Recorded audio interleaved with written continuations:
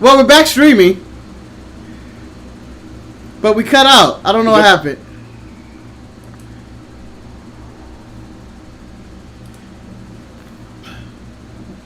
And I also lost the match. There you go. You lost the match? No, I'm still the same spot. It was still going. But it closed my window. It minimized my window and put it somewhere. I have no idea what happened. What the hell? Well, we got Flair in his own figure 4 leg lock. Is he tapping in the rope? He's on the rope. He's on the rope tapping.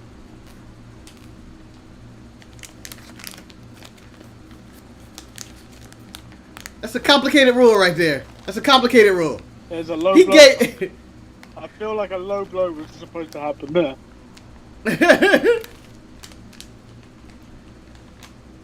Oh, the rope did the low blow for him. Oh! Flair didn't have to do it.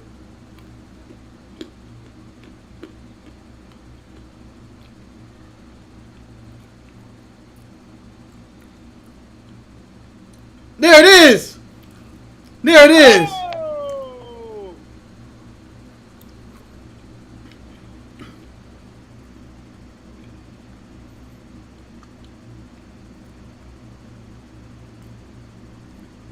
That's bullshit. He should have put the young guy over. I hate the way they're treating Jericho.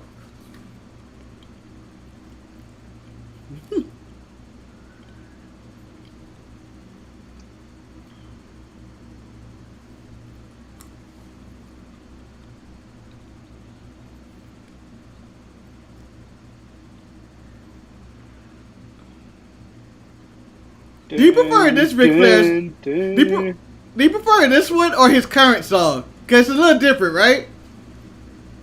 I prefer this one. This is more iconic.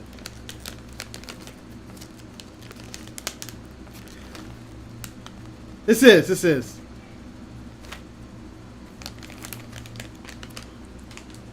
Flair tapped. Look at the science to this. He was getting the ref's attention.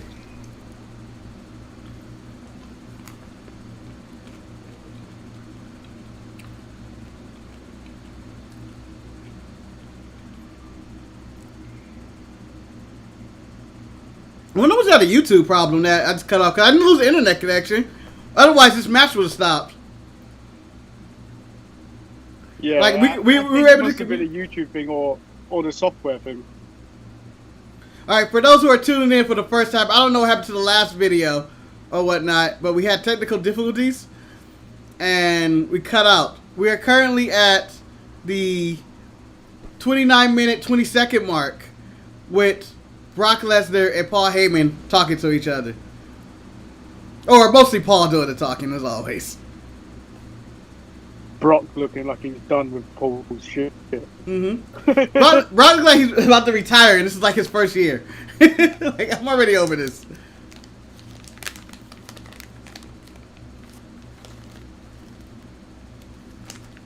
I missed the ponytail, Paul. Oh, we're having it. What the hell? I got another message about stream quality going down. Well, no one else is it.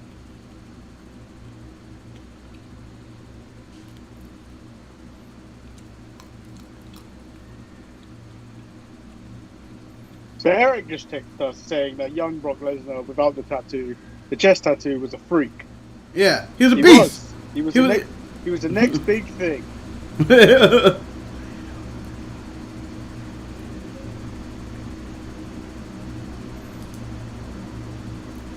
I wonder why they chose the Nassau Coliseum instead of Madison Square Garden for this. Here comes Eddie! Latino eat. Who is he facing? I don't know, but I'm happy he's on the card. Deport Eddie. So racist. That is so racist. Can't get away with that shit this day and age. Dirtiest mullet in the game.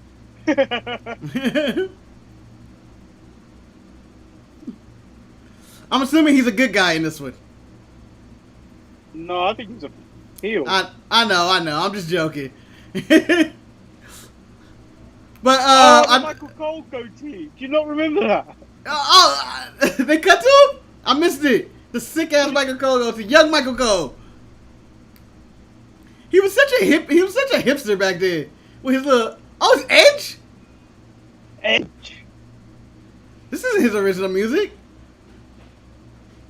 It's just the was it? overbridge version. This is the Rob Zombie version. Oh, I didn't like this version. Yeah.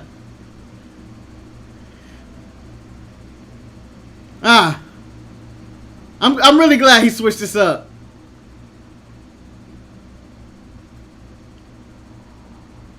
I'm really not a fan of this. I feel like the wrong person came out. Like this is like if fake Razor Ramon walked out right now. Even though I know it's Edge and it is Edge, it's just the wrong music. Feels wrong, doesn't it? Yeah. Like everything about that. Like Latino Heat Eddie's music still goes with Latino Eddie, but this song does not go with Edge at all. This is not Edge. My favorite Eddie song was the one when he had the mobile phone in bit at the beginning. Which one is that? I'm trying to remember. Oh, I can't even remember what era it was. I mean, it was around the cheat to win. Okay.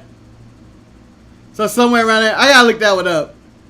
Cause I only remember this one and the Lie, Cheating, Steal. And I think he had another one. Oh, it's probably what I'm thinking of. That's probably the other one. He had another one, but I don't remember how that even went. I think it was the 2005 one, just before he died.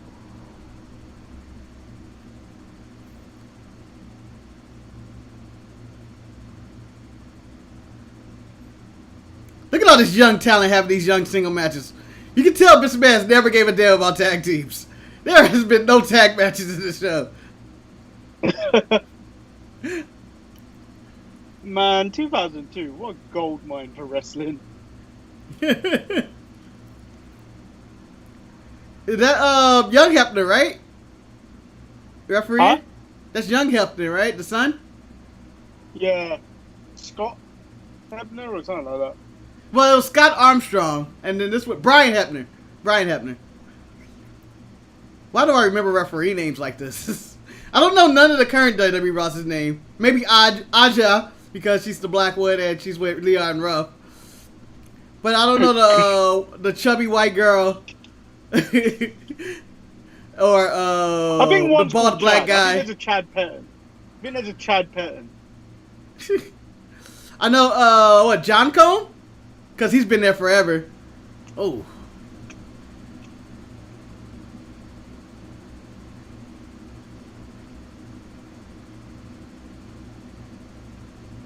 Well, John Cone's got beef with Nia Jax. Yeah, I mean, they were working it out. I thought something was going to happen. They were working that shit out.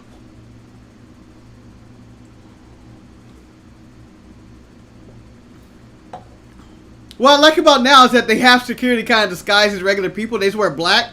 That they don't stand out there like wearing bright yellow and being like, hey, back up, back up.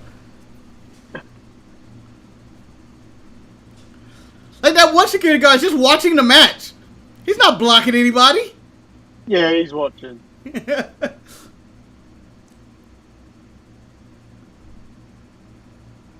I'd be so upset if I was a security guard and a wrestling fan at the same time because I couldn't watch the show. And I have my back turned the entire time. People go, oh, and I'm like, I wanted to know. Man, if Angel Garza has it, if they run with it, Garza, yeah, they literally would have the second coming of Eddie Guerrero. Yeah, and you know, they always claim that this is the next Eddie Guerrero with everybody, but the only person I've ever seen it over the years as the next Eddie Guerrero is Angel Garza. Like, the dude just oozed charisma from the first moment I saw him, and I was like, damn, and then he had the mustache, the Eddie mustache, and I was like, this is Eddie.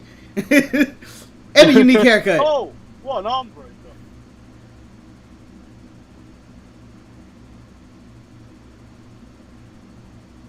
So I was Oh, it's a watching the Kimura. news on.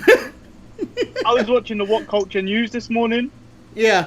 and they were talking about how Leon Ruff's been signed to the NXT roster, and that WWE have also signed a few more Evolve guys, but they haven't been announced yet.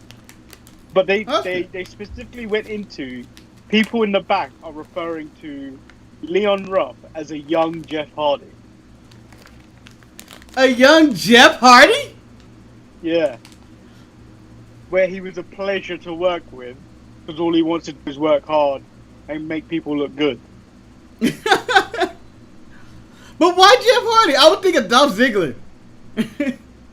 If somebody that makes people look good and takes really good bumps. Jeff Hardy, I just felt like he lived for the he took bumps and he made people look good, but I guess you can see that. Outside of all the high risk stuff, Jeff Hardy was a solid wrestler before he started doing all those like gimmick matches. That's true. Like even right now, he's actually still pretty good. Like his last match with Sheamus at Extreme Rules was actually a really good. Like I think it was on the pre-show, but it was a really good wrestling match. Those gimmicks and everything. Yeah, once you get typecast into these guys just do tables, ladders, and chairs matches and other things like that, you kind of lose the identity of what they were before, and like you kind of notice that they could really go in the ring. It's kind of like my favorite example of that is like Steve Austin before his injuries. Like he used to really be able to go. He was really a good tactician in the ring. But due to all the injuries, he had to just go to the brawling style, and you just this is he used to be so great, but it still worked. Snapmare.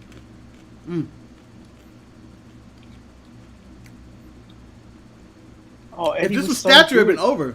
Yeah, if this was stature, it's over. If this was Brian Cage, he had been fouling already. Yeah, his career would have been over.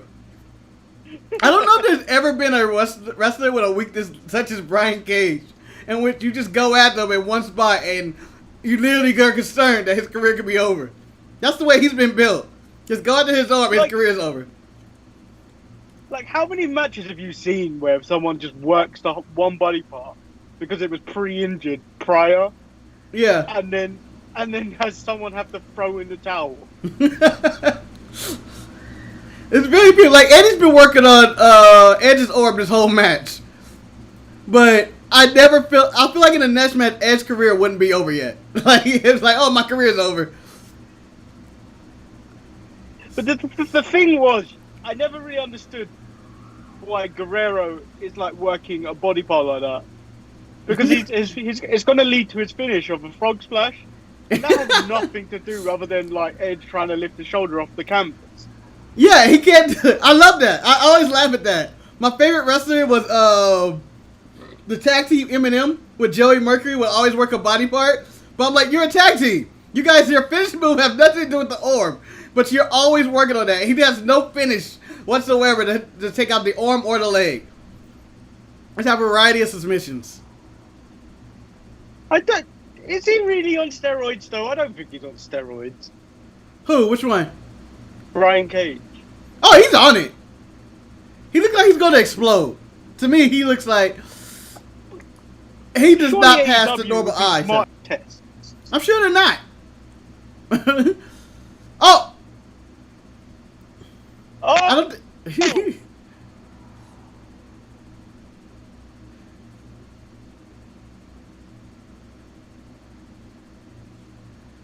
Man, we're literally watching a Hall of Fame pay-per-view. Everybody is on this show so far is in the Hall of Fame.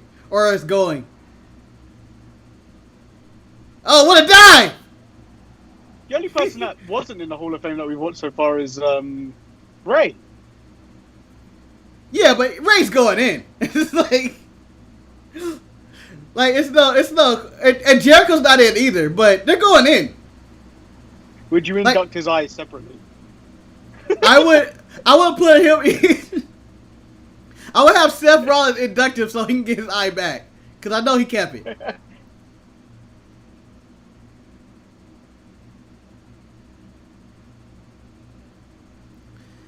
Luchador said he met Brian Cage in person and he's fucking insane.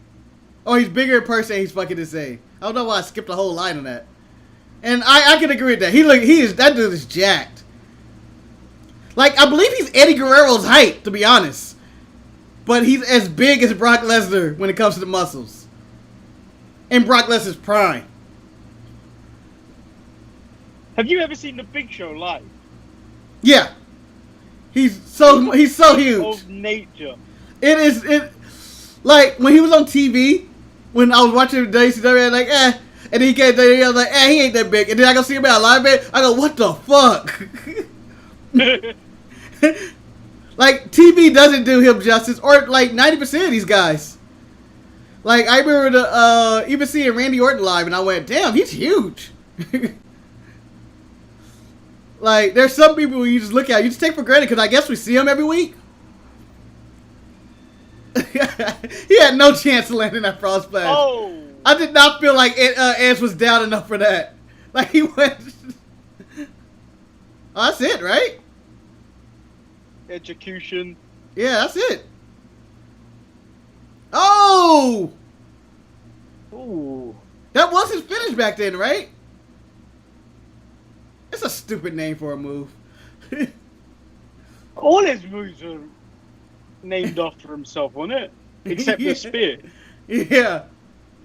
But I don't even think he did the spear at this point. I think he did it, but it was not like... It was just...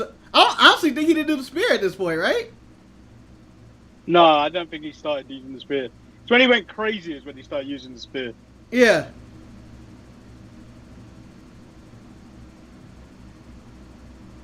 I don't know how you could boo anybody in the show. Like, this is a good match as well. Like, this is a really good card.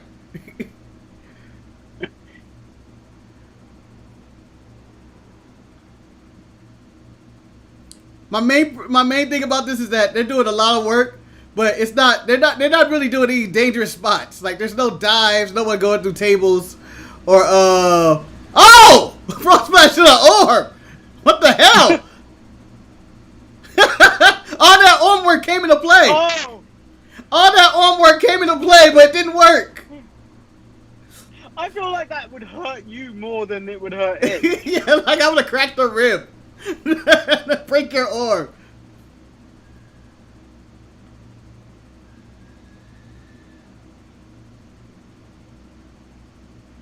Oh, I don't even know what he was going to go for right there. A spear. The roll through. He did do the spear.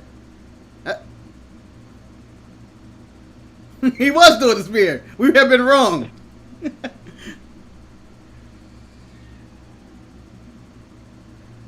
I believed a lot of those false finishes. This it. Do you know what? This might be the best. Like, I was gonna run it down, but like, this is the best. This is pretty good, and we're not even at the This main is how you event. open a show. Yeah, and we're not even at the main events, which I've seen more recently, the Brock and Rock match and Michaels and Triple H. And I know how great those matches are, and I'm like, but these matches are good too. These are some solid matches. We just go like, man, they put in the work. Okay, so who has the better hair, Edge or Tanahashi? Oh, Tanahashi still. Tanahashi's by a million years.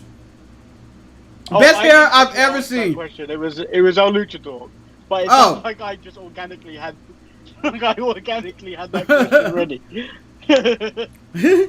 Yeah, it seemed natural, but I would go with Tanahashi has the greatest hair in the history of wrestling. I seen it. We went to Vegas, and they had the anniversary show for Ring of Honor, and it was also Battle of the World brands or something. And Tanahashi was there, and I was like, "That's the most beautiful hair ever." But he had nobody in his autograph line. Lance Storm and It's the Un-Americans. Those are my favorite tag team belts ever. Mm-hmm. I miss all the original '90s belts. That was the best belt collection they've ever had. The tag titles, the heavyweight title with the the eagle, and the Intercontinental title.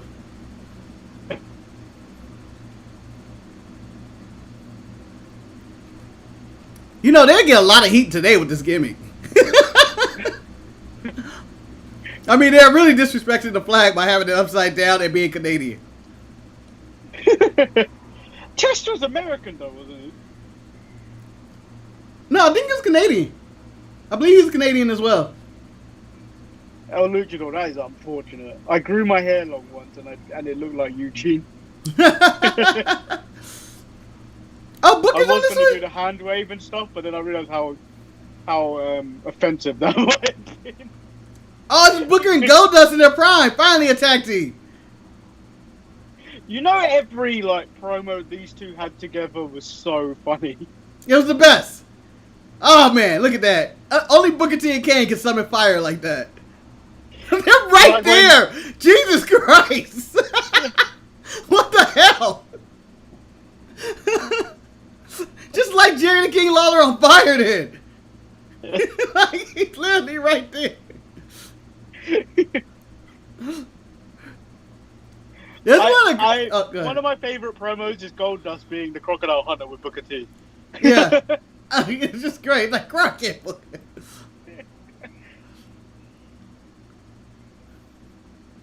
You know, if you told me these guys were a tag team today, and not only tag team champions, this would be the best tag team in the world, technically speaking. A young Christian and Les Thor, but they're not. They're not. I think they're barely even remembered.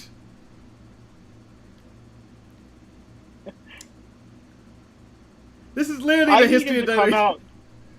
I need him to come out just one more time to the Christian music that had the opera singer in it. Yeah. Christian, you're on. You're on. By the way, again, these un-Americans will get so much heat today in public. I don't know, you know. Your country's quite divided right now.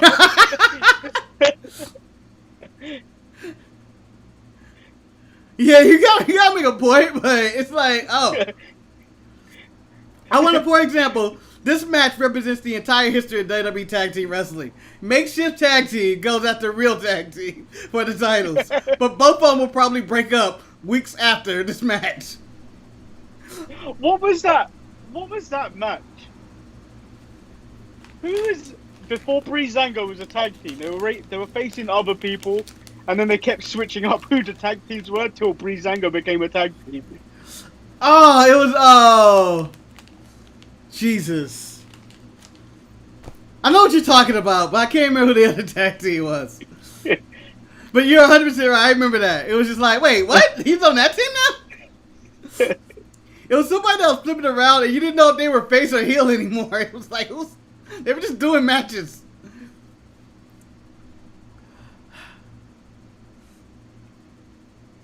By the way, Goldust is still in the best shape of his life. And currently the only one still wrestling in this match. Doesn't Booker T do some odd ones? I don't think so. I don't think he does anything anymore. Not even on his own promotion. So I learned the other day that Booker T trained Kylie Ray. Oh, did he? Yeah. I think a lot of people's come out of Booker school, right? It's been Sammy Guevara, Kylie Ray now. I believe Ember Moon came out of his school as well. I think the Usos came out of his school. Yep.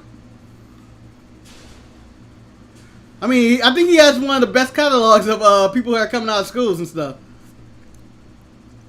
Because the next most prolific school would probably be Team 3Ds. Yeah, the Dudleys, yeah.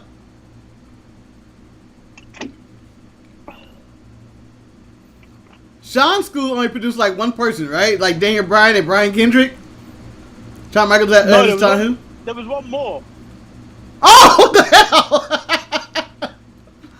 Who was Trevor Murdoch's tag team partner? He also came from the Shawn Michaels school. Oh, Lance Cade. Yeah. God rest in peace.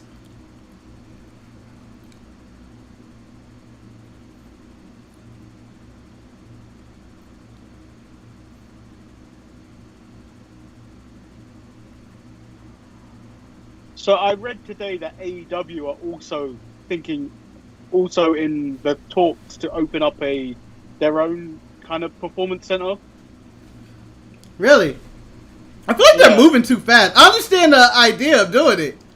I feel like a lot of times they're just moving really fast. I know Cody has his school of the Nightmares, whatever academy. Yeah. But I feel like they need to slow down. Like they like I feel like by next year they're gonna have the AEW Hall of Fame. Yeah, well, that's the problem, isn't it? Because like the moment Tony Khan's dad, if they start making money or it starts becoming a bad investment, he could pull the plug. Yeah, it's a Dixie Carter situation. It's a Dixie Carter situation in which her dad, Panda Energy, had limited money, but TNA was never pulling in a profit, and it was really bad. So the good thing for AEW is that they got that massive TNT deal. Yeah, but apparently, I remember reading the reports that if they were to miss a show, they would literally lose money, and then it would have to cancel, and then TNT would take away the contract, which is insane. Well, that's becoming a problem when that guy this week told people that he tested positive. So that could literally wipe out everyone at ringside. Yeah. Goldust with that choke slam, by the way. I didn't know he had that in him. Shout out to the dirtiest referee in the history of the game, Nick Patrick. A legit heel. He was such a heel. When he joined the NWO, it was like, oh, what the hell? Here's my question. I know it has nothing to do with this match at all. If they were to bring back a faction and call them the new NWO, do you think people would get behind it? I don't think you could ever call them the new NWO. I wouldn't call them the new NWO. I know. I wouldn't say that. That'd be so lame to call them the new NWO. But I'm saying if they were like, this is the NWO, and you have like Nash and Hall, Godfather, and the whole thing, and you put some people with them, what do you think people would get behind it, or be like, they're retreading? I think they could get behind it, but I don't think the traction these days. Many people know who the NWO was. That's true. And it has to be the right people as well. Yeah. It has to be John Cena. I'm just saying. Do you know what? If it was John Cena, that'd be incredible. But I don't foresee John Cena coming back to do that. Let me see. My perfect 3-man NWO would probably be, let's see, John Cena is the Hogan spot. Montez Ford, because I think he's ridiculous, as the Scott Hall spot. And then I need somebody that's like just really cool. And I don't know who that is yet, but you know what? I don't see Montez in that. I see Montez being someone that antagonizes the new NWO. So he'd be the Sting or the DDP role? Yeah, because I don't know how to experience a heel Montez Ford. It's pretty much the same guy, just he says annoying shit. I think maybe it'd be Kofi and Big E in the new NWO with John Cena. They're a little blacker, but Kofi as a heel is amazing. Do you remember the New Day podcast when they went through all the list of names that they were supposed to be called? Yeah. And then Big E was like, he's going to set up his new group called The Cause. Where he'd be the Cause. I'm like, that'd be a wicked name. I'm all for it. Then he listed all the other people that he would include in his group, and it was like Tyler Breeze and so forth. I support that 100%. I support Big E doing whatever he can. Oh, look at that. Jim Ross echoed my sentiments. Good old fashioned, get heat on the heels. Get out of there.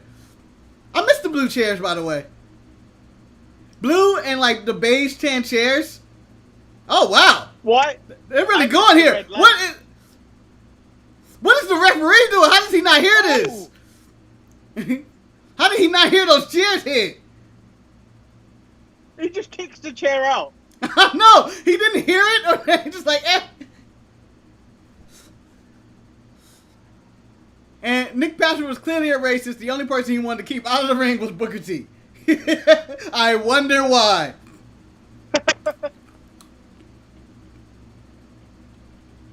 You know, I as a British person, I honestly hate the USA chant because it makes no sense. No, they were chanting for Bret Hart matches back in the day. He'll fight anybody of any different descent. It's a stupid chant. But if I'm in an arena and there's an opportunity to chant it, I chant it every time. Don't care. Like, I remember when Hacksaw came to London during an episode of Raw, and he tried the USA. No one joined in with him. No one. When I was younger, I never thought about that. Like, every other country must have been evil. Because you have to chant USA no matter if there's an American in there against somebody from a different country, you chant USA. I didn't realize how wrong that was at the time. How xenophobic that is. Like, this person said nothing about it. Oh! That was good. That was good on all parts. I feel like that would have less impact on somebody that you go over to.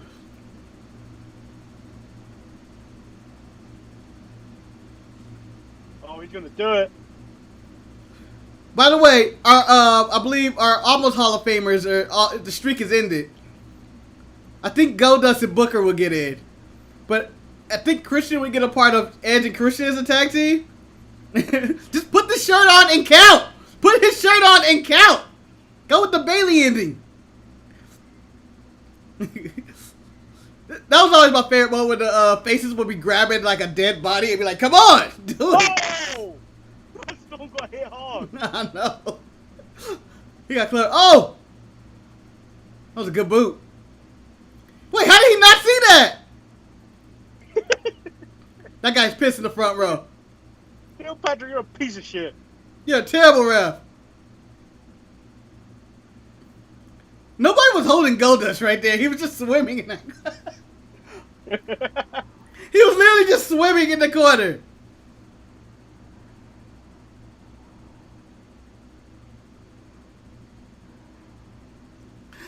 Oh, Luchador's talking about the NWO. He was like, "Oh yeah, they did do they call it the Bullet Club."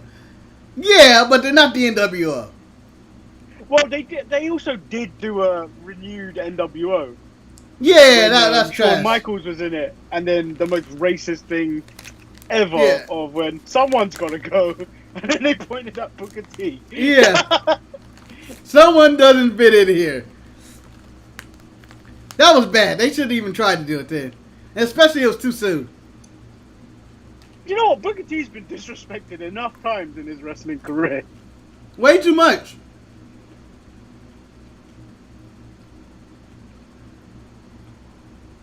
Hashtag Booker T deserves better.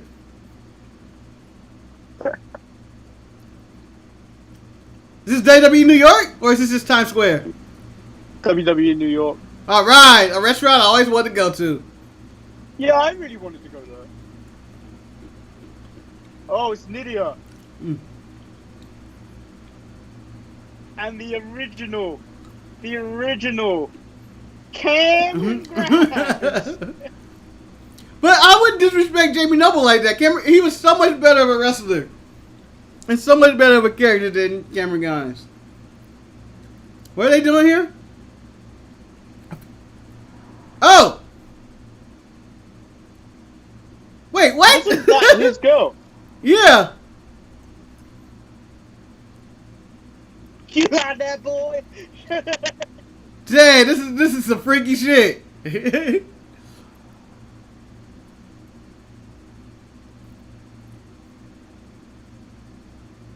Is that what he was thinking in that moment? I should get her on my bread.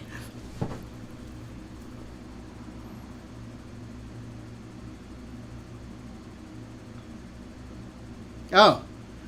That was a sexual innuendo. So, Nydia, smash or pass? A smash. Yeah, I'd smash. Yeah. You know, this is the only time the GMs interacted and like made trades and stuff. Yeah, on TV. Everything else was like, oh, that's a trade. Oh, Oh, are we allowed to even cut? yeah, are we allowed to watch this one? They're blurring out the wrong thing. There's nothing wrong with the title. Nothing wrong with that I title. know they should be blurring it now. There's nothing wrong with that title. Why is the pig standing next to Chimmel? I don't know. Oh, because I think one did SmackDown, one did Raw. But I don't know. Maybe they got mixed up on who was actually introducing who was in this one. I did like his music. I like Benoit's music. It worked for him.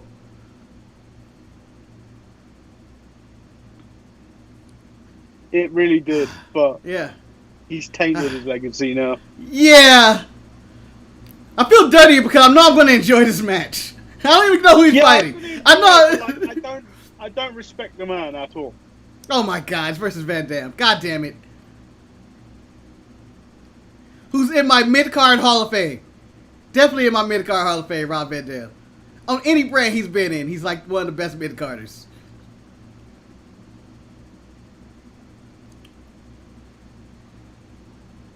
Oh, this is a mixed brand match.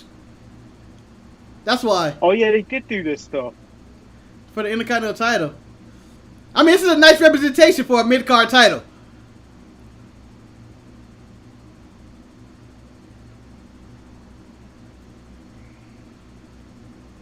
Van Dam with the most consistently best right back tights I've ever seen. Ryback copied him. I know. Oh, that kick. That's a good leg kick. Oh man, this is horrible. That's that hurt me, man. Yeah. Oh. Apparently Benoit has no defense against Van Dam's leg kicks or just kicks in general.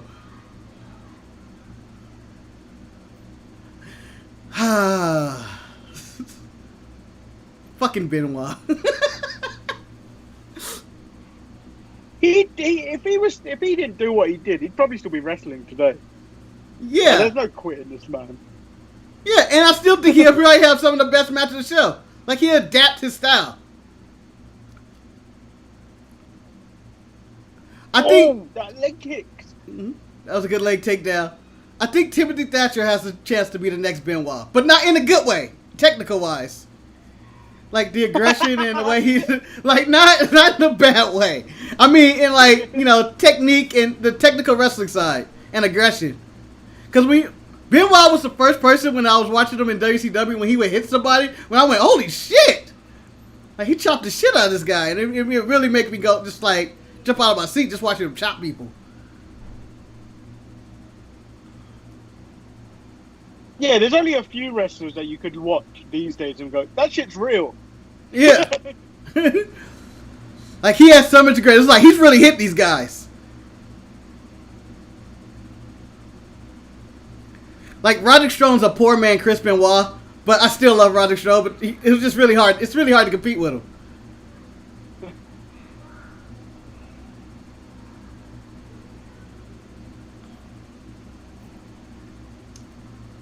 Yeah, El Luchador. Yeah, this pay-per-view is pretty much fire. This is one of the best. This is a really good show. Like every match is like, oh, even that tag match, they had some nice spots in there. It was solid. It wasn't like anything I'd be like, ooh, I need to. Like it's something that if I wanted to go get a snack or go to the restaurant, I would. But it's not like I wouldn't enjoy it if I watched it. That's probably the only lowest point of this pay-per-view. Yeah. Like, and that's not even saying that it was terrible. It was just like. Yeah, it was just somewhere you could take a break. It was a good pace match. Like I throw this right here, kind of cool people down before they get to the Benoit and Van Dam match because people want to see that. You don't have to go to the restroom.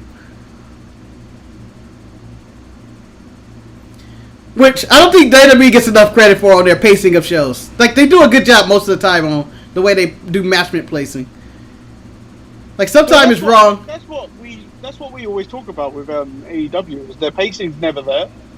Yeah. It's like they're dancing off beat sometimes.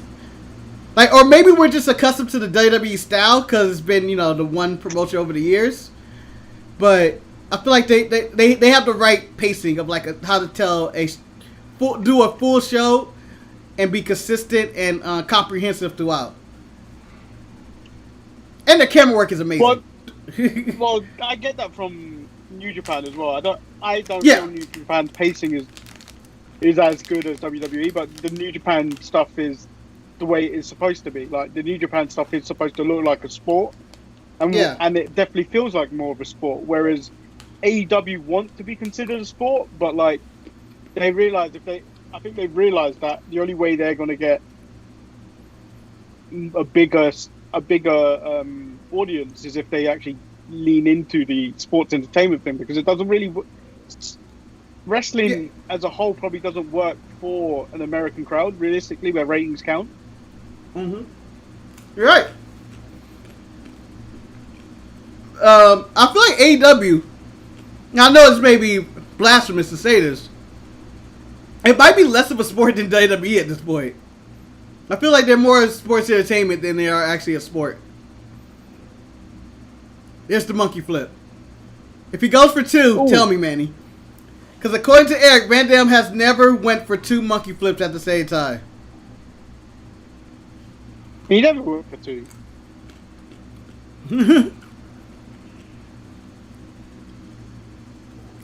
Yeah, and El Luchador is also in the chat said AEW is just learning on the fly how to fill it out. And I agree. I mean, they are new. It's a new team. And if they sustain themselves, they have time to grow and figure out some of the kinks and stuff. Like, not everybody's going to nail it perfect. And hopefully they figure it out. Realistically, now is the time, if any, to try out new things, because like they're only on 700,000 views realistically, consistently. Mm-hmm. And like now would be the time to like really like test out what works and what doesn't work. And I don't feel like they're doing that much. No, I believe they're doing the same show. Like, if there was a crowd there or not. And, in WWE's defense, as I normally apparently always do, or me and Eric or whoever, they have been testing some unique stuff out, like, different camera angles, like with the plexiglass shots and the whole, they're doing more of the cinematic matches, but they're having very unique cinematic matches. Like, we're just gonna go full crazy with some shit. But they are trying, just to, spice it up. I was watching the NBA last night. I really enjoyed how they produced it. It was really well produced. Like, the digital crowd they had. I feel like if I was a basketball player and I saw that, I'd be hella distracted because everybody's twice as big. These giant heads looking at you. Well, but it was really good. Is that everyone has different sized heads and everything. Yeah. Like, depending on how close and far away they are from their webcam. Yeah. But I feel like baseball and basketball really did a really good job of the empty arena experience. In fact, I'm going to give everybody kudos. Even wrestling. Everybody's done a pretty good job of the empty arena experience. Like, it sucked at first. And, especially on the WWE side when they were just showing empty chairs. And then it's evolved to people slamming on plexiglass like you're at a hockey game, which I'm really enjoying. Well, do you know what? I think WWE experimented and it's paid off for them. Mm-hmm. Oh, there it is! He shorted that one. That's my favorite Van Dam spot.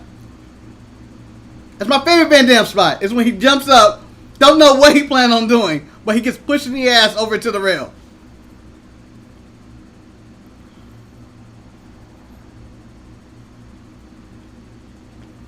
This guy's in the crowd trying to propose to someone, and no one's caught that. Yeah, we don't have HD TVs in 2002.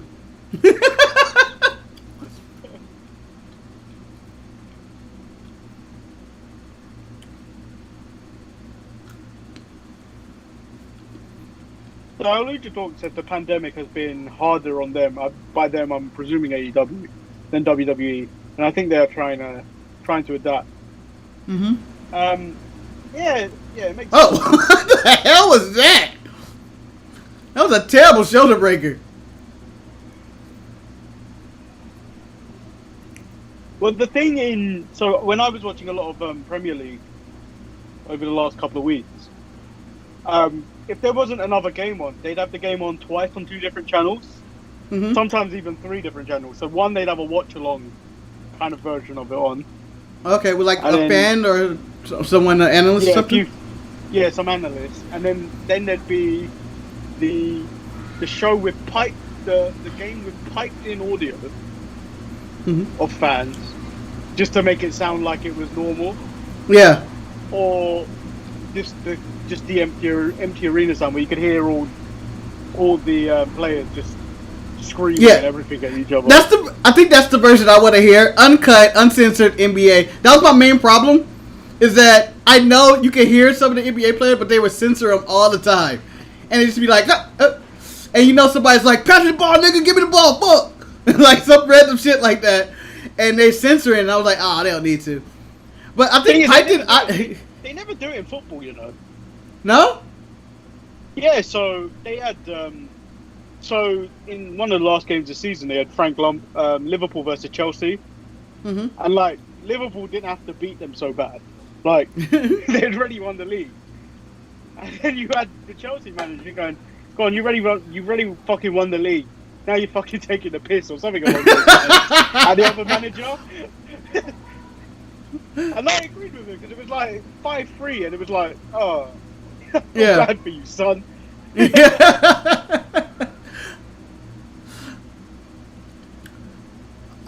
this is one of the great submissions. I think wrestling frowns upon the piped in audio. I know WWE's been piping it in a lot lately, but in all the sports that I've been watching, like boxing and UFC and everything, well, UFC isn't really piping in anything, but boxing, basketball and baseball, the piped in audio is pretty good. I think the problem comes is when they try to pipe in audio from like that isn't like, because they try to do wrestling chants or whatever. It's really hard to pipe in audio from wrestling shows because the crowds are. It's really unique. It's like you don't know what they're gonna chant or some shit. And you gotta cheer and boo people. If I was a performer, I'd find it quite difficult to adapt to nothing. Yeah, but I don't even know if they can hear it. I don't think the athletes can actually hear the audio, the piped in audio. That's only through the TV. So they're going through pure like no sound. Like it's a practice. Because whenever they interview them, they're like, it's a practice. Do you remember when this was practically a banned move for a while? Yeah, and then I think Triple H kept breaking it out. And I was like, Michaels kept breaking it out. Yeah, and I was like, oh, shit. But I realized they can get away with it because of who they are. And then all of a sudden, everybody started kind of doing it as like a regular move. Oh, I used to like when Samoa Joe did it in TNA. He was that was my favorite crossface post Benoit. It's the do you know if Samoa we're going to Joes. go back and watch any classic TNA matches, I would want to watch the triple threat match between Samoa AJ. Joe, Christopher Daniels, and AJ. Yeah. But I don't want to pay for their subscription service. I'm sure I can find their matches on YouTube. I'm sure it's on YouTube somewhere because I saved it before.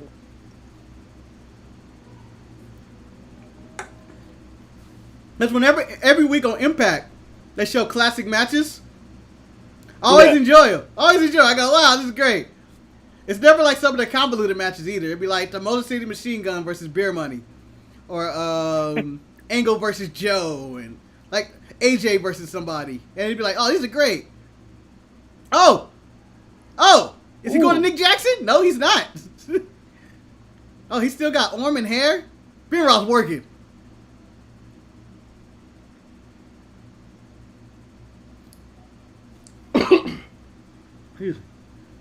Oh, he is doing a Nick Jackson. This is a very Nick Jackson-esque, but with lots of strategy to it, in which he's holding the arm to injure the arm with the Northern Light suplex to set him up for the crossface. That's got to be it. You know, I would have never guessed if you told me who got more time, Rey Mysterio and Kurt Angle or Benoit and Van Dam. And it looks like Benoit and Van Dam got more time to do. Well, I think they only got like 5 minutes extra. Yeah.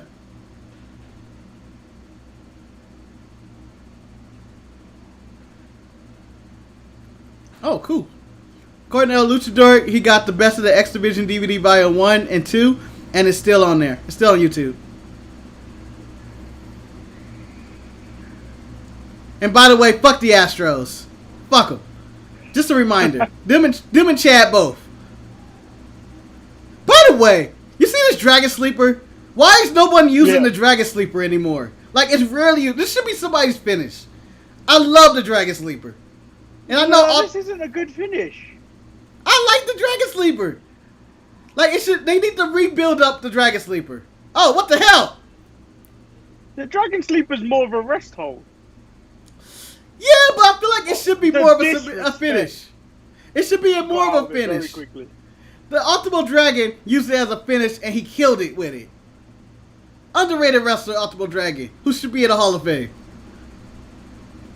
I still don't know if he's Japanese or Mexican. Yeah, I know. I still don't know if he's Mexican or Japanese, to be honest. I've never actually did the research on that information. But he's one of my favorites.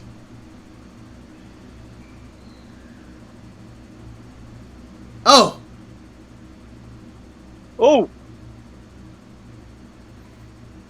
What's interesting about this match is how many people uses their movesets. Like, everybody uses either something from Benoit or Van Dam at this point. Like, I remember first seeing Van Dam. Drew Gulak uses the Dragon Sleeper. Oh, the Gulak! You're right. He does call it the Gulak. And Sonata, I have never seen Sonata actually win El Luchador. Every time I watch Sonata, he's losing in some form of capacity or taking a pin. I thought they were booking Sonata at one point to be the guy.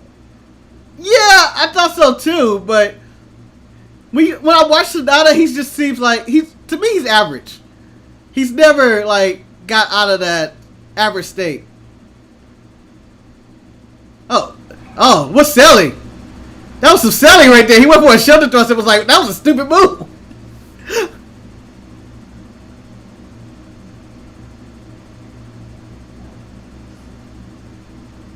This is a hell of a match. This is clearly 4 or 5. Oh, he went for the second monkey flip. There's proof, Eric. There's proof. He never landed it. No, he never lands the second. Oh.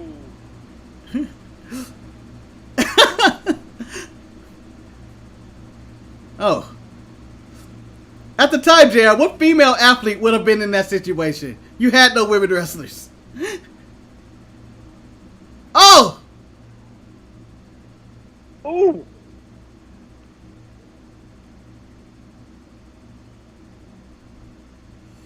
Yeah, I think if Benoit was wrestling today, he'd be wrestling in Japan. He'd be fighting like Suzuki and shit for the Neverweight. Oh, look at that frog splash! Montez is still better now.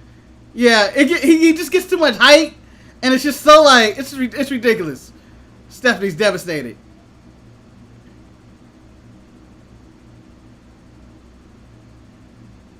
How come they didn't blur the belt here, but they had to blur it in the Benoit entrance?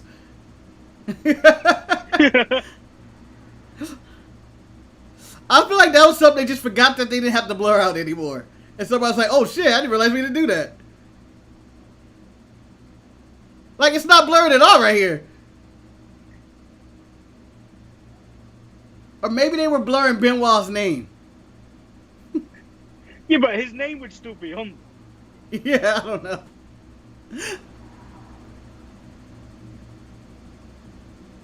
Oh. That was really good.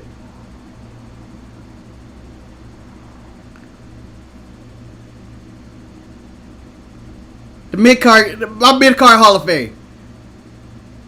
Right there.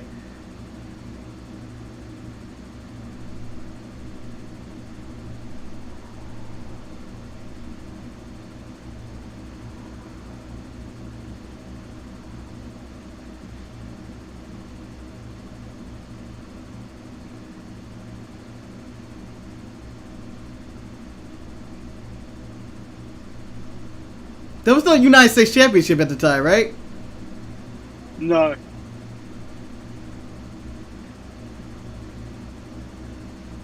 She signed Van Dam. She signed Van Dam. Oh. This is happening? What? Oh be about? Oh, the American. Oh, American. Yeah. Versus the un-American. Yeah. Undertaker really need to do something with that goatee. This is what we're coming to. I didn't realize there was so much importance on this match.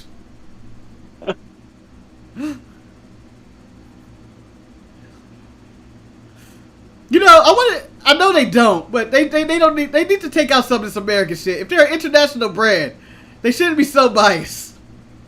Yeah. I understand your patriotism, but it's like they're so pro-America. Like, and there's no like, but there are bad guys that are American and faces that are. Yeah, but you got to realize the fans in attendance then do stuff like the Canadian flag with a cross through it as well. I was like, this isn't really promoting anything but. I swear, growing up, I swear America and Canada were complete. They hated each other, and it was never like that ever. It was never like we're on the verge of war with Canada. Look at this. They had a Canadian flag with red sucks on it. Yeah, and it was upside down. By the way, shout out to the fist that was always back there.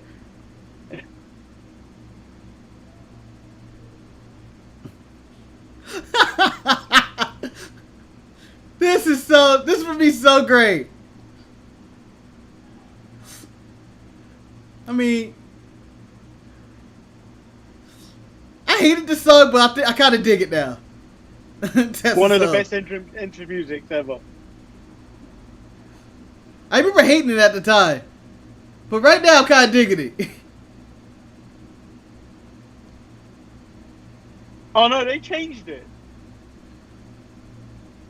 The one when it was just, this is a test, and it was going over and over. I think that was in his early career. Before he went heel. And then he went heel and they kept it. Then I think when he came un-American, they changed it again. Did you ever think Test was the guy at any point? Like, he would have been like it something looked like bigger? they were building him to be the guy when they had him heavily involved with the Stephanie McMahon gimmick. Mm-hmm. I mean, he has a good look. It's just that I think he sucked at promos. And he wasn't the best in the ring either. But I don't know what to expect from this match, to be honest. I don't remember this. What's this music? What's this music? Come on. This isn't Keep Rolling or I'm American Badass. Where's the Kid Rock or the Limp Bizkit? They lost the license. I really hate that. It bugs me. I wish they could just keep the license for free. I say if you let me use your music for a pay-per-view or at a time period, I should be able to use it forever. I'm just saying I shouldn't have to keep paying you royalties. I believe that's what kept like the Wonder Years off like Hulu and Netflix. Even though I'm not gonna go back and rewatch the Wonder Years, but I'm just saying it kept them off of them. Go back and watch that. Yeah, it's just something I'm not going back to. I would, however, go back and watch Boy Meets World.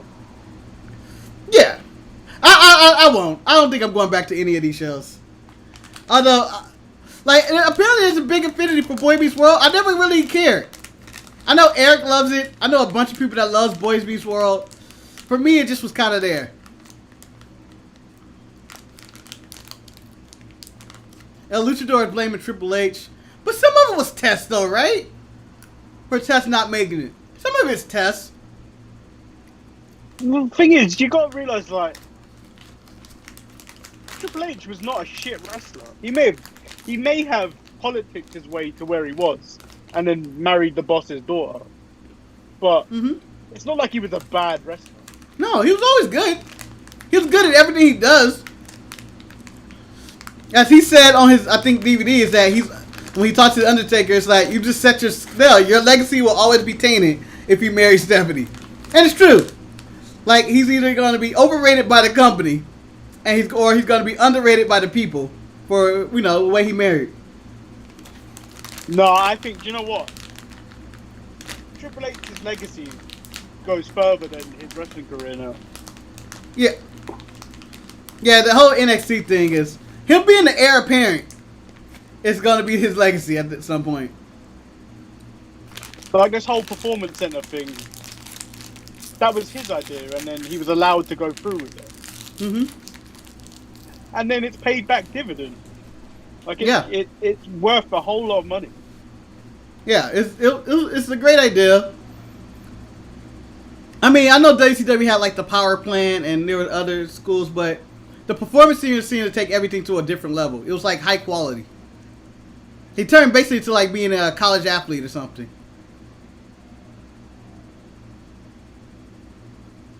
It's basically the finishing school. Yeah.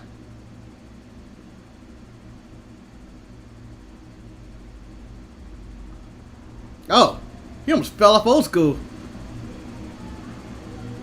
Oh! Oh! Oh! Back in my day, that's a disqualification test. Back in my day. We're going to do thumb over the top rope next.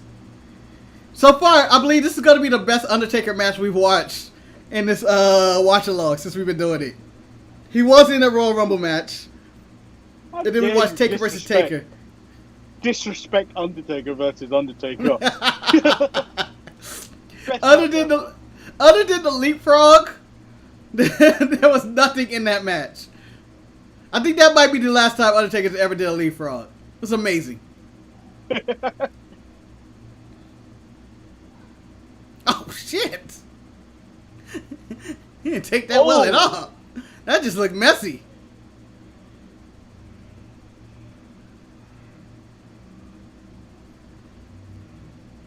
El Luchador Topanga now would still be Smash All Day.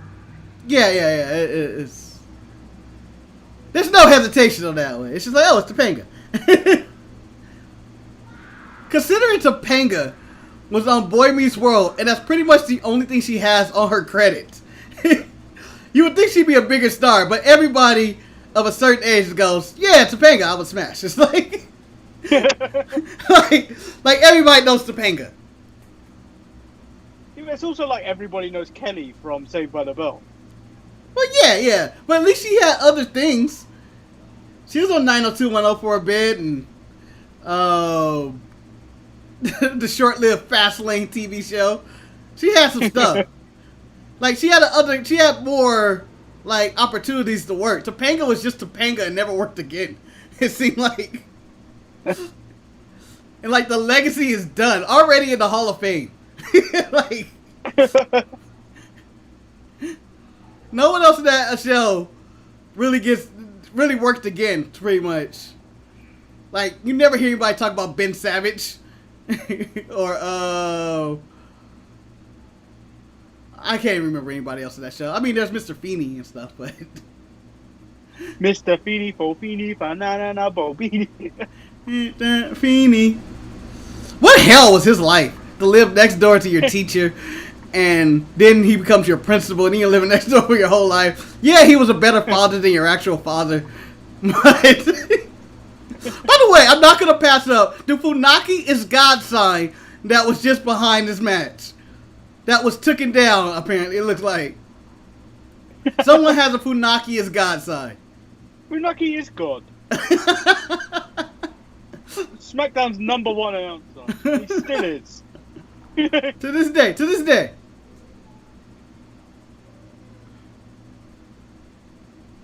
No one's ever going to take that title away from him.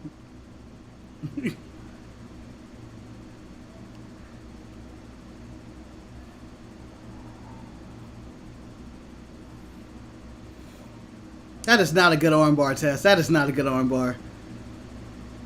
Best pure striker in the game. Look at him go. Oh! These two have no chemistry whatsoever. No. You can see Undertaker going like, I don't want to work with this piece of shit again. I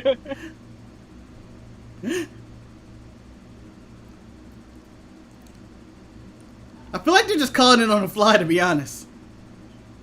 Undertaker's just like, alright, we're going to do the punching spot. Like, I think he wanted the boos and yays, or I don't know if that's what he's going for. But both men look like they're just interested in fighting each other. It's like a prison fight. Yeah.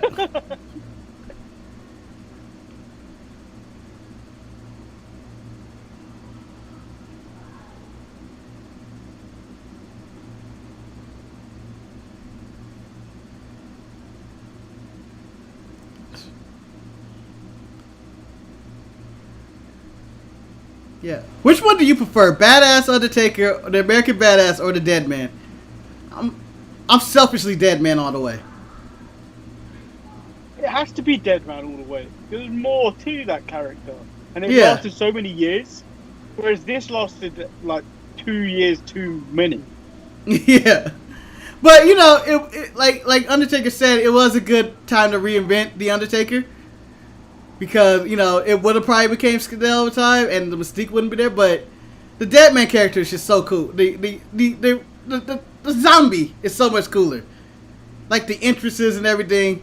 Yeah, he has a bike, but it's nothing. It's not like the Undertaker. This is a match.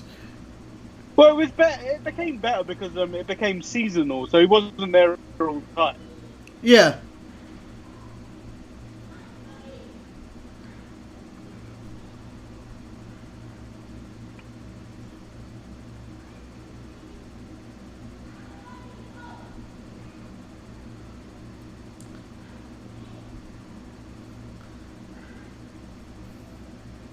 Ref, get some control over this.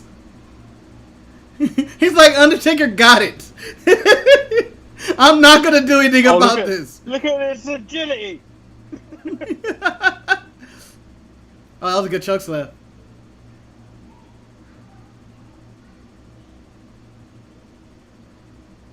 Does anybody do it other than Tegan Knox? Does the Lady Kane choke slam? Does anybody do other chokes? Oh, I'm about to say. I was worried for a second. Other than Tegan Knox, does anybody do a straight up choke slam anymore? There should be a few. Like, I can't think of anybody that actually does like a straight up, like, I'm just gonna choke slam. I think Luchasaurus does. Doesn't Dijak have one? No, but his is not like traditional. It goes, he picks you up, but he sits down with it. It's a sit down choke slam. Like a Kane choke Oh, slam. it's the original Spanish announce team. Oh, I mean, you have to disqualify Test at this point. He's assaulted the referee. He's brought the chair in the ring. He's had his guys run in. But even the referee knew Test had no chance to win this.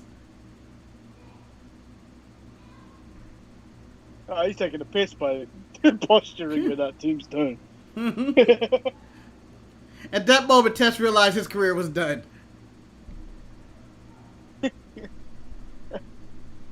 He didn't even make you famous. He made you irrelevant.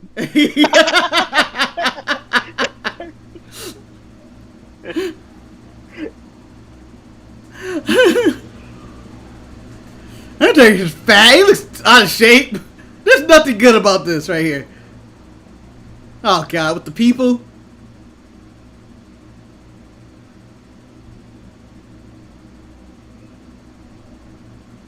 I mean, he called the security guard to come with him. Oh, he took an American flag. Oh. He wanted to throw this asshole out. Get this asshole out of here. Ah, same damn. Oh, he had it upside down. That would have been embarrassing. Ah. That fight did not seem like it was for America at all. I'm very confused with your flag. Because I'm used to seeing the blue square on the left. Yet, on uniforms, I see it sometimes on the right. Yeah, it has different meanings on when there are certain ways. I'm not going to speak for America and say I know exactly what do they mean. When it's on the right, I believe it's for the person seeing it to have it in the right direction. I believe. Like, you wear it, but when you see it, you see the stars and stripes in the upper left-hand corner. I believe that's the proper way to see it. And that's why when some military people wear it, it's on that side. I don't know. I'm not going to say. I'm wrong. I'm wrong. I don't know. I'm a hypocritical American, all right? I'm kind of American. Well, America's almost on the verge of a civil war at some point. Yeah, I'm expecting that November. That's why I'm on my diet to get in shape right now. Because I'm like, damn it, boot camp's going to be hell.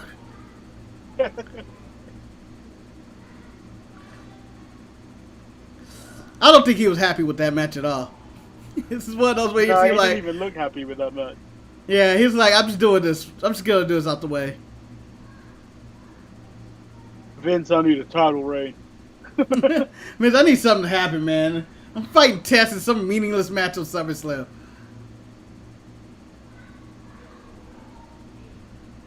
Even at this point of Jerry Lawler's career, what makes him think it's alright to wear a blazer with no shirt on? Hey, the ladies love it, alright? The ladies love it. I feel like he'd go right out to the club in the same thing. In a leotard and his blazer with no shirt.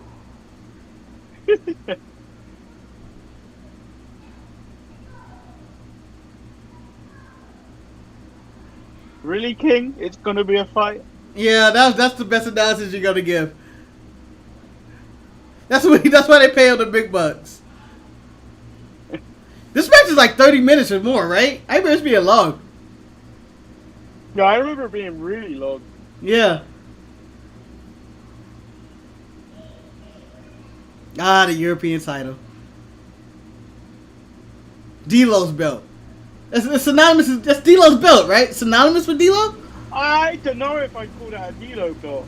Because I remember when Kurt was the Euro Continental Champion. You don't remember that? I do remember that. And that was quality. But like, let's not disrespect D'Lo. He did some work with that European title. Yep. where he was announced from a different part of Europe every week. I like D'Lo's gonna be underrated throughout his career. Like, he's someone that was completely out of shape that seemed like he would never do anything, to actually be a serviceable in the mid card every single week and having decent matches. D'Lo was good for what they gave him. Yeah. I don't think they should have gave him more though. It's not like somebody I'm like they did D'Lo unfair. I thought he was in the right spot every single time he was there. Do you remember when he was tagging with the Godfather? Yeah. And at WrestleMania they had Ice-T come out and do his theme music. Did they? I don't remember. Which one is this? Pimpin' ain't easy. Oh, yeah. Pimpin' ain't easy. You're right. With the Godfather, right? I think you're talking about D'Lo. Yeah. And I was like, what? Yeah, I remember that. Yeah, D'Lo was out there wearing like a fur hat, like a fur waistcoat. I mean, has Triple H ever met a person he hasn't turned on? No. Like, everybody considers themselves that Triple H's best friend, he's turned on him. I like how this was 2002, and then they had some next level HD quality security camera first. So like it was really scrambled, and then like, and then someone in the back going, zoom in. Enhance.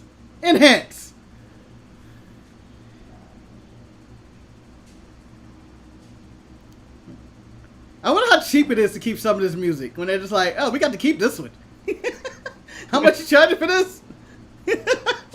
Oh, you really need the money? All right. Wait, this is amazing video package. Yeah. I mean, this is Shawn Michaels' comeback match. A match for 5 years. What was it, like 5 years he was out, right? 5 years straight. It was every month or every show you would go to. I think Shawn Michaels come back on this one. Oh yeah, but that would happen at every show. So like, Yeah. you'd get the woos, and Ric Flair wasn't even on the show. You'd get some smart there telling people, oh yeah, this is gonna happen, or blah blah blah, this is gonna happen. But how the hell do you know? Yeah, it never came to fruition. Like, you go to the show and you hear somebody like, I saw Shawn Michaels into the back, and yeah, he's gonna be out. And the entire show is like, huh? And then you're like waiting, it's like, this fucking guy knew nothing. Why did I believe him? You better wish I don't find you. Yeah. Call you out on your bullshit. That's something I miss about going to live shows, is that you're always there, you hear someone say the dumbest conversations. Like, one of the last shows was the AEW show. I think Eric told the story on the show in which AEW was banning certain signs and stuff. And this guy was like, AEW has never banned a sign before. But this is literally Double or Nothing, the first AEW wrestling show. Who are you talking about?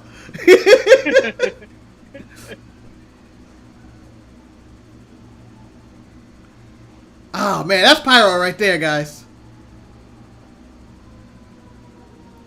In every wrestling company, I think I hate their pyro itself for WWE. He got confetti too. Wow.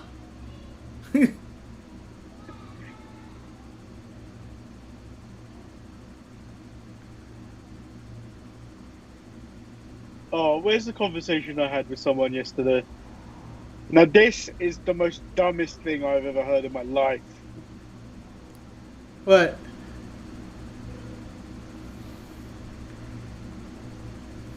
So, someone on Twitter yesterday, bear in mind, so I've announced that I've gone too deep into Twitter.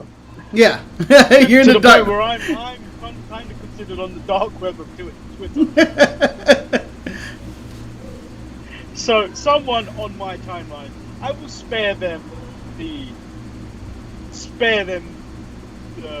embarrassment of not saying their username. But they said Melina and Alicia Fox greater, the sign greater than the Undertaker. Whoa! Yep. That's a hot take. That's a hot take. It goes on, Marcus, because I saw this tweet and I was like, I can't leave this alone.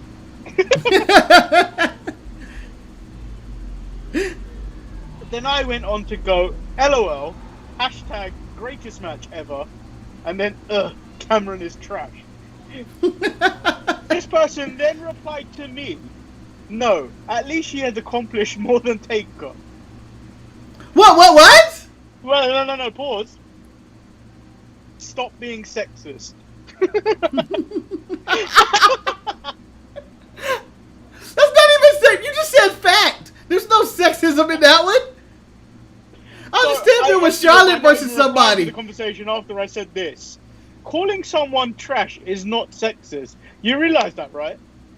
If not, the education system has really failed you. Yeah. Like, no, Cameron is trash. In the ring, there's nothing good about it. Like, calling her trash is not a political... I should have ended it the way she ends conversation, but like, girl, bye. Triple H is jacked. This is ridiculous. I think he's in the same amount of shape. This was the time before he started getting like too big. This was the perfect version of Triple H.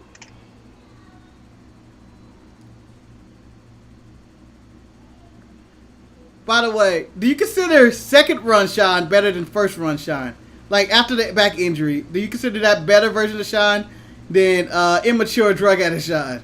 As I like to call him. Yeah, much better, because like he had a better appreciation of the business. And like you could see in his matches, they were a lot better. Yeah, because it was almost like he's got it's like he almost got a second life by finding God and stuff like that. And I'm not going to criticize someone's faith and like that, but like it's like he found a purpose, and that was just to entertain other people. Yeah, I feel like he added like more psychology and logic into his matches and wanted to tell better stories in second run. Yeah. Like, it was really like, everything was thought out. In the first run, he was doing things, and it was good. It was good. But you could tell there was a bit of dickish of that he's not even trying. That he's just he's winging everything. But this was the other part of it. The second run only spurred one title run. Yeah. That's when he got at the chamber, right? Yeah, and it wasn't even that long of a reign. Yeah.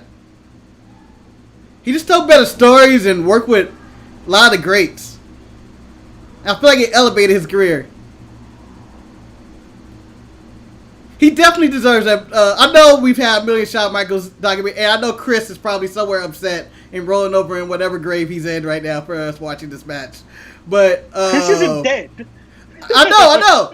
I'm sure this is killing him. Rolling in a grave. I know. I'm sure this is killing him, though. I'm sure this is killing him. That we're watching the Shawn Michaels match. But, I forgot my thought. I think you were leaning towards the last ride kind of treatment for Shawn Michaels, wasn't it? Yeah, he deserves it. I think a 10-part series on him, or a 30 for 30, going through his trials and tribulations and all his rivalries. Like, there are so many different chapters to his story. It's ridiculous. and he can just do like one last run. It's like a redemption arc. Like the 5 years is like his Michael Jordan baseball run.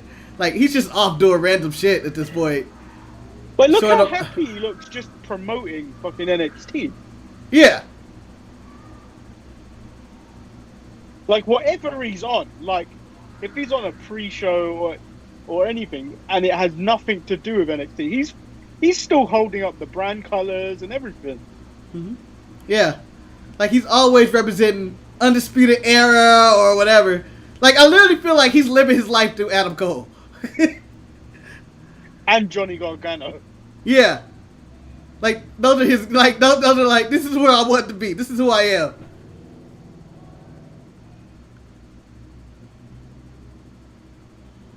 Which actually puts Adam Cole in a better position, because Adam Cole is good as a wrestler, but he's a better talker than he is a wrestler. Yeah, like he can talk anybody into a ring, and considering he is like short in size, he talks a really big game that would still be like, I believe he may kick this dude's ass, or he could play the role of, I'm kind of a chicken shit heel. I'm just like I'm just talking a lot of shit. But when it bell ring, like someone like Triple H will beat the shit out of me. But he's smart enough to win, like pull through the matches. Like I believe all that stuff that he goes through. So we call Cody the 3-star general. Where would you put Adam Cole on that? Oh, he's a much better wrestler. I can get like 4 or 5 with Adam Cole sometimes. It's all depending on his opponent. Like, I would honestly say he's consistently like at 4 or I don't want to put him on the same level as Cody, because I believe he's a lot better than Cody. Like talking and wrestling wise. I think I get more out of him than Cody. Yeah, talking and wrestling wise, he's a lot better than Cody. But in our tournament, the reason Cody went over for me is that he put more asses in the seats. People love Cody just because of one, he has his father. He has his father and everything. Do you not remember when Adam Cole came out at the Royal Rumble and everyone was on that? Yeah. And even like his highest rated SmackDown Live show or whatever on Friday. Yeah, see, that's what... thinking back at that, I still think you were wrong for that.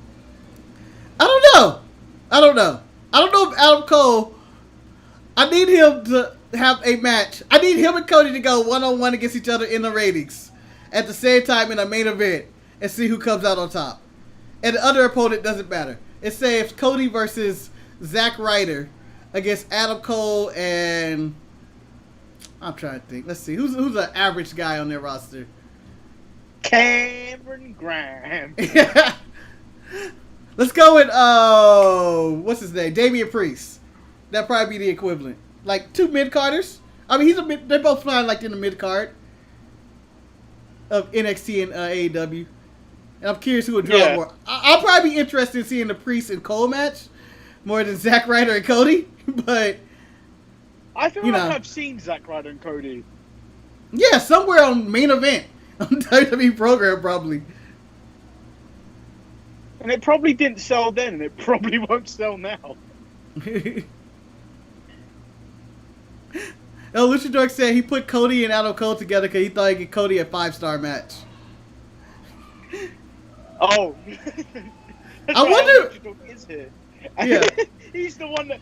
I think he's the only one that I think that watched that episode and probably only saw me get really angry at you.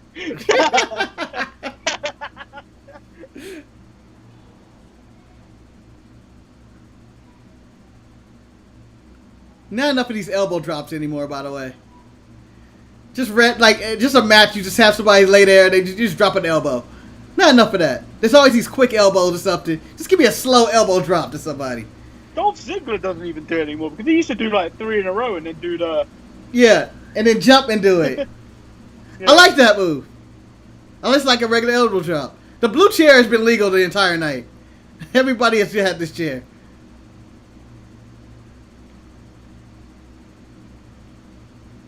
Do you know what I never get about a non-sanctioned match? Why does it still need a referee? Well, somebody has to count to 3. Yeah, but a non-sanctioned match should just be a last man standing match. Yeah. Or an I Quit match or something. I never understood why the referee had to be there for the I Quit match. Like, we all see the person saying I quit because they're on a microphone. We haven't had one of those in a while, right? An I Quit match? I feel like we have, but I can't remember. Like when somebody get on my say it! Say it! You're dead! You're dead! Yeah, I like that match. Cause you get promos and matches at the same time. Say it, you piece of shit. Oh! Shawn Michaels trying to win a street fight with a roll up. This is not a blood feud if you're trying to win with a roll up. But he looked like he tried to get out. Oh! Luchador, you really need to work on a women's tournament and then send it to me, and I'll put it. I'll sort it out. I wish the women could have been in this tournament. I feel like some of the women could have beat out some of the men in this tournament.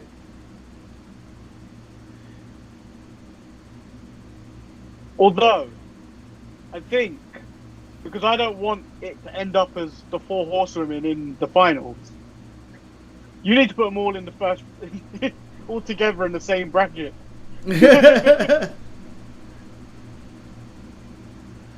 Oh, he's taking your belt off. I don't know in my life I never expected a man to take my belt off and whip me with it. I feel like that'd be the low point of an ass whooping. He literally took my belt off and beat me with it. Oh. Do you know the Cody one with MJF was the most uncomfortable thing I've seen for a while? Oh, when he was whipping him in the ring? Yeah, that was really like that definitely looked like it hurt all of them. Yeah. And then what added to the drama was like Dustin being like, let me take 2. Give me 2. Yeah, let me take 2. Get out of here, Dustin don't work that way. And then his wife going like, bitch, you better take these shots like a man. You better take this butt whooping. I enjoyed it all the way up until like he did the cheap shot, even one at the end. He just starts hitting them like a million times, and everybody's like, motherfucker. And it was just more proof that MJF is gold, man. It was just like, oh man, it's taking too long for him to go with this. And they really ended that story abruptly, by the way. It was just like, oh, we're done. We're done here. Like, I feel like they could have stretched that out some longer. Find the kendo stick, Hunter. Find the kendo stick. Do you know I hate the use of a kendo stick now? It's the most overused thing. It is. But it does leave whelps and stuff. It looks like it actually hurts. Did you see what Dominic did to Seth Rollins? Yeah, he fucked him up. And I believe it was just like, I can imagine Ray, Seth, and him all sitting in the back and say, just really lay it into me. We gotta really sell you it. Just fucking go at me. Alright? Just fucking kill me. Because those were some of the hardest kendo stick shots I've ever seen.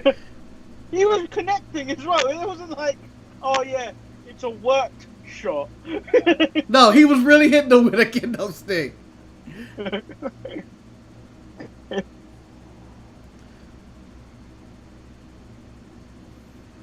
I can't remember how this ends. Shawn beats him. That's all I remember. I thought Triple H beat him. Oh shoot! Like I don't know if it's this match, but I remember a sledgehammer to the back. Yeah? Huh. Because I believe Shawn comes back like a pay-per-view or so again. I don't think he is mortally injured. I think he wins. And he prays God at the end. Because I thought the next Shawn Michaels match was the... Hold on. He's going to kick the leg. He's going to kick the leg. Oh, he doesn't kick the leg here. Damn it. Go ahead, get him, Earl. You know, he does probably inject himself in every match. He can't. It's no rules, Earl. It's no rules. There's no rules. So you don't have a problem with this now, Marcus? No, This is essentially no. Orange Cat. This is essentially Orange Cat. This is essentially Marco's stunt and Kenny Omega. No, he's not trying to. Yeah, but he's not begging for his life. He's not begging. It's not like Earl affected him. Earl is bigger than Marco's stunt, by the way. Earl got him back into a corner. It was more of like, you know, when the old man pushes you and you feel like you're being chastised by him, and you're backing up, and he's pushing you. It's not that he pushed you back. It's that I was already backing up. Because Earl Hebner has looked drunk for like at least 30 years of his career. Look at him now. He looks drunk already. Yeah.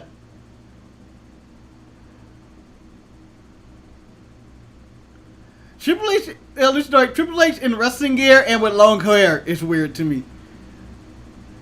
I'm so used to seeing him without hair now.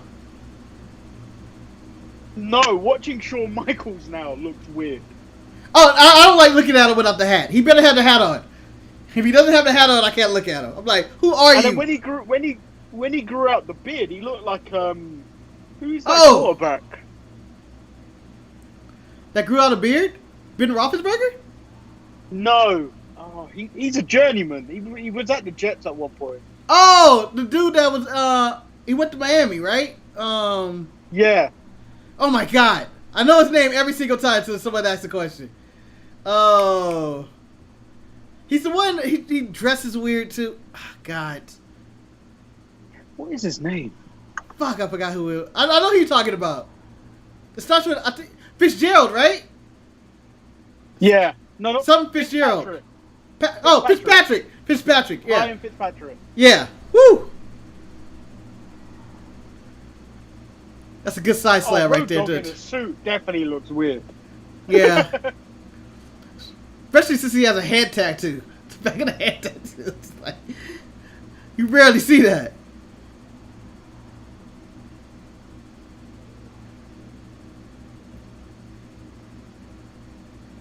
Thanks, El Luchador, for Ryan Fitzpatrick.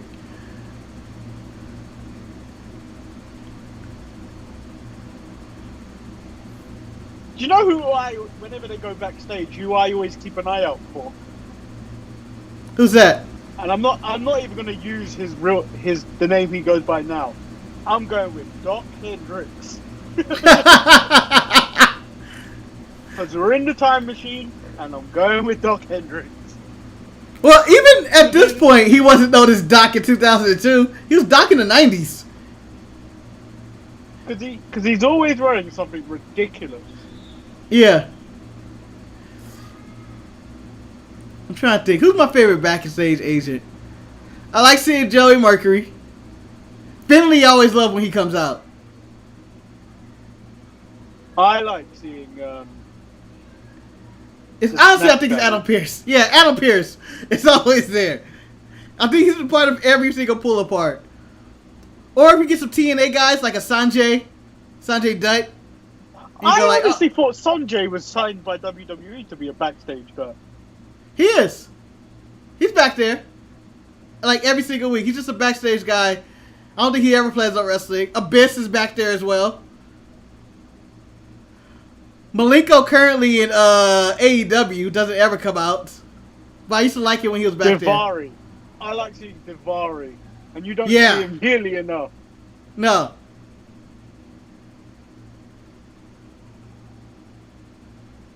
Again, the man that once had a move that involved a carpet.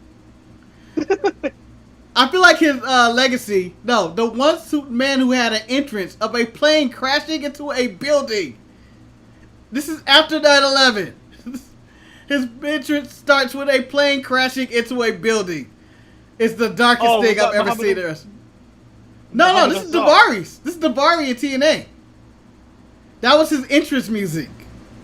In TNA, that's edgy. Yeah, it was like, oh. Like, that's extremely tasteless. Like, Muhammad Hassan doing the terrorist attack on The Undertaker after the London bombings. It's one of those things where you go like, if they chose not to air that angle, where would we be at? Because I really enjoyed him. He was one of the best promo guys. I'm not being funny, but that had nothing to do with the London bombings. It didn't. it may It's have true. been insensitive, but like you could have just cut that out Yeah. and still played it on US TV.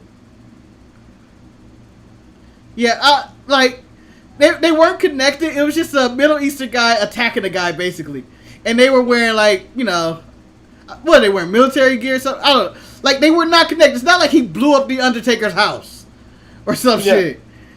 He assaulted a man. It was like a game. A couple of weeks. Me and my friend were talking a couple of days ago, and we were like reminiscing about watching wrestling in the past. So in the UK, Raw for a good while was aired on a Friday on Sky Sports. Yeah. And then SmackDown was aired on a Saturday. So if what I'm thinking when that actually happened, you could have just cut that out going into a Saturday. Yeah. It was just a poor decision, and I feel like it cost everybody money. Oh! By the way, for the kip up, which is now everybody does a kip up, to get the holy shit HBK chant, is really good storytelling. That they really believe that this dude could never walk again, and that he can do a kick up, which is mostly core strength, I believe, not back. But they sold that so much. Nice oversell, Hunter.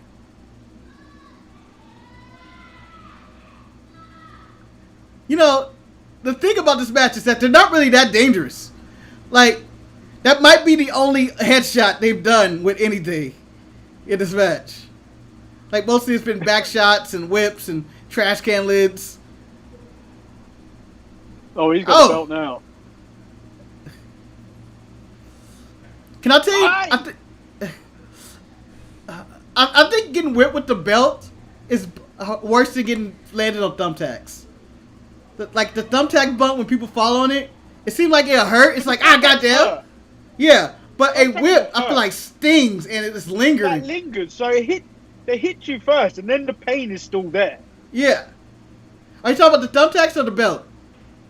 The belt, being whipped by anything. Yeah, that lingers. I feel like that's worse. Like thumbtacks is more like, God. Like you just get stabbed, you get poked. It's like getting like your blood drawn or something for like, 3 times in the same spot. But the whip, it seems like it hurt. Hey, he took a shoe. He got the shoe. Michael Cole done. Oh! Who uses a shoe? Really? I still remember that from AEW. Yeah. Who throws a shoe, Brandy?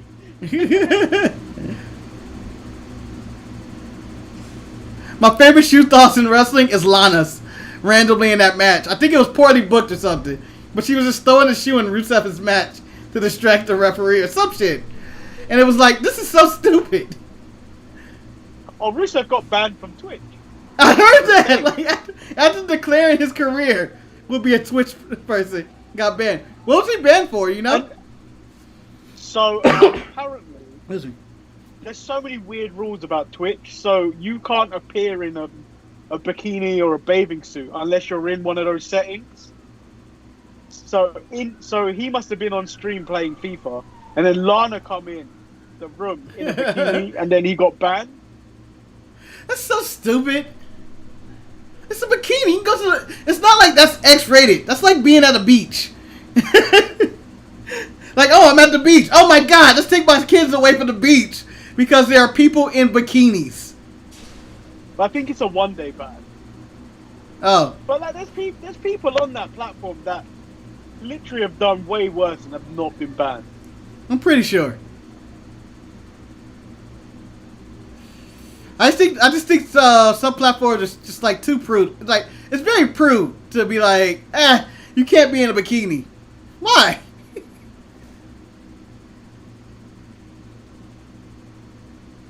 It's just such a basic move. The slingshot? Yeah. Yeah. I feel like the only person that does this spot is Triple H now.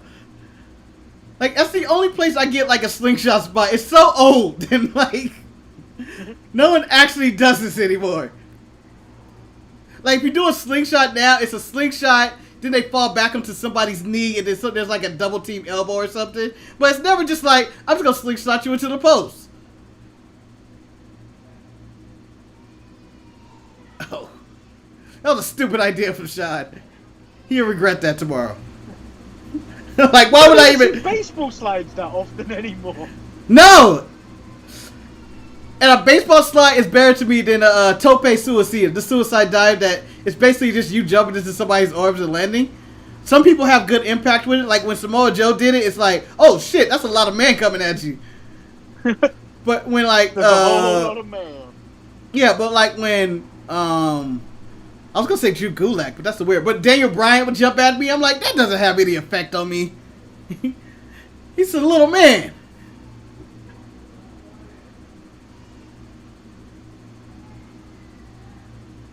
What is Sean bleeding? Is he stopped? Yeah, I think he got a little graze on his face where, like, Triple H decided to cut an artery or something. He wanted the full crimson mass.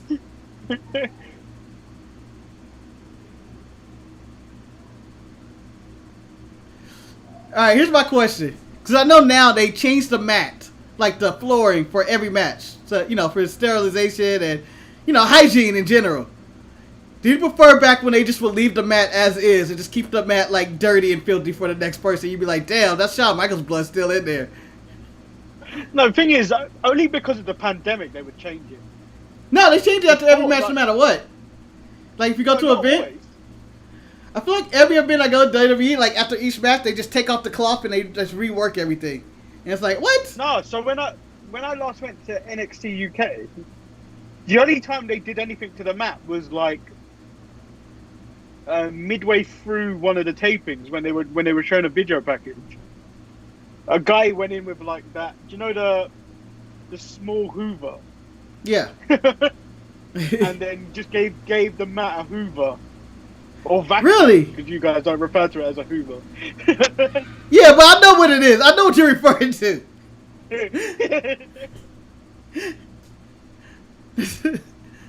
There are two Hoovers I know, and one of them's a vacuum tree and the other's a man. That I know. And we call him Hoover because there were too many Chris's. But yeah, but on like the shows I go to, like whether it's NXT or Raw, after each match or every two matches, they just go change the mat, do. And it's really exciting watching it work. Like they go really fast. It's like watching a NASCAR pit crew. Just like clean the ring and they just like do. And it's before the pandemic. Come on, Sean, set that table up. Triple H, give him enough time. Duh. That gave me more. You know, that's the end of the match. That's clearly a knockout.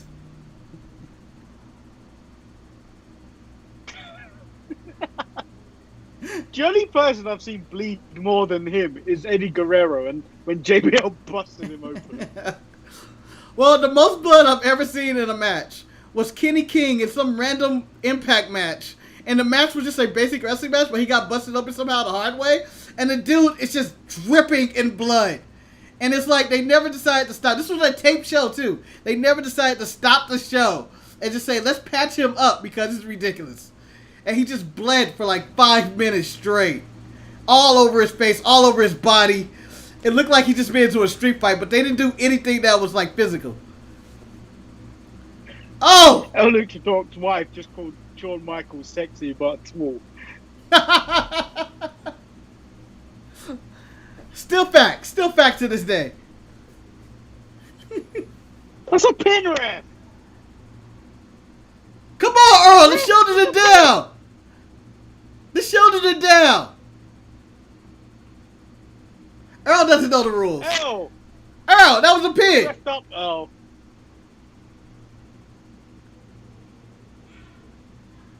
I missed the holy shit chant. Sometimes I like that more than this is awesome. This is awesome is generic. I hate it because it's just a good match. It's nothing crazy about this match that inspired me to go, this is awesome. This is awesome just seems like it's a given. And you get it more at you used to get it more at AEW. No, I think it was equal. I feel like if Apollo would have a random match with Andrade and they have a good match that goes longer than 6 minutes, and they do a spot and the people be like, "This is awesome." I'm like, it's not. It wasn't. It really wasn't. No, but you'd have to be in the specific wrestling town for that to happen. Yeah. AEW, it felt like it just happened organically. Yeah. You Still Got It is the chant that Shaw would probably get today, but they didn't have that chant back then. But that's probably the worst feeling of any wrestler that has never quit wrestling, and you just show up on WWE TV and they're like, "You still got it?" Guys, I never stopped. I haven't stopped wrestling. I didn't retire.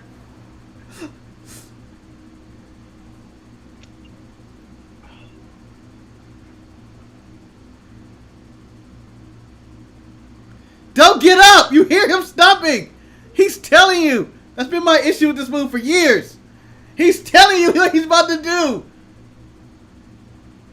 At least Randy Orton slithers. He punches the mat, but you don't know what he's actually doing.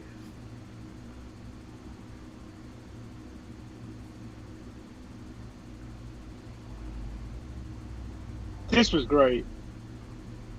Yep. Told you he win, and he thanks God like that.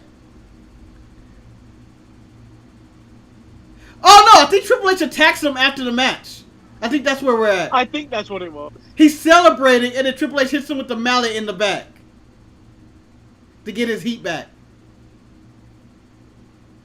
Unless that's a complete. Unless that's a good job. He had the match won on the outside, Earl. He had it won with the splash. There it is. There you go, Hunter. Get your heat back, Hunter. Hey! You ain't gonna try and stop him now, Earl. You ain't gonna do nothing, Earl. You beat me with a cheap roll-up. Oh! That might be the best use of the hammer he's ever did. Everything else is like, what? You put your hand over the hard part. Honestly, this is a good time for Triple H to come back and use the hammer, due to that it's nothing's live in front of an audience, and that he can really make some shots look like they hurt like hell. Like, you can probably pat somebody up in the back and like, all right, we're going to hit this spot and shoot it at this angle, and you just swing this mallet at it, but it's just pure cushion. But, you know. Is that the doctor? Who the hell is this guy? On. I don't know. Was he really doctoring back there? Checking temperatures and stuff? Taking his blood sample. Oh, look at Earl trying to say this is what happened. This doctor was clearly on standby. I want him to yell, "He may never walk again." Because if you got hit in the back with a sledgehammer like that, you are never walking again.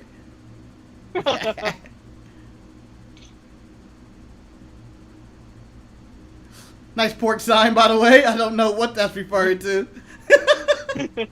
No, I don't understand why there's a pork sign. Yeah, but it fit the moment. It fit the moment. That guy was like, "I'm going to put my sign up right now at this very moment because Triple H is pork."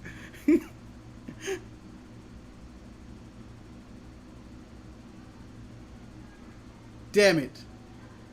Now, this is Shawn Michaels' comeback. And I know recently we had Edge had his comeback. Do you think Edge has a chance of passing Shawn Michaels' comeback?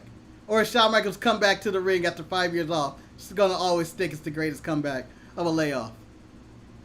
I think because Edge ain't going to do it for that much longer than Shawn Michaels. Yeah, he went another decade, Shawn Michaels right? Shawn Michaels went like another 10 years. Yeah.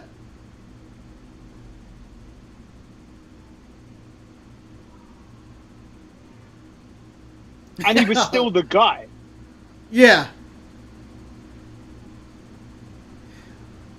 Like, I've liked the 2 Edge matches that's come back, even though he got injured.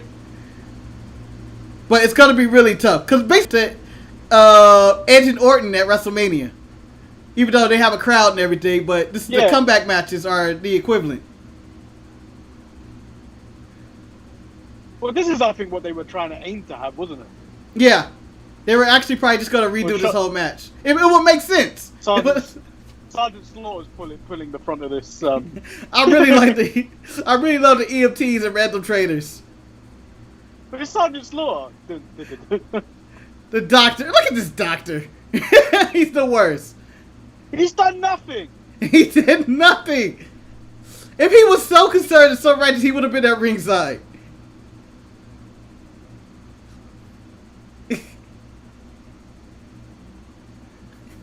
I miss this JR. He's so emotionally invested. And fuck that guy. Well, at least he's not a bumbling fool like he is now.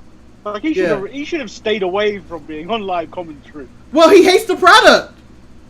He hates the product. And you can hear it in every single match. Oh, that did not follow tradition. Finkel's got something to say.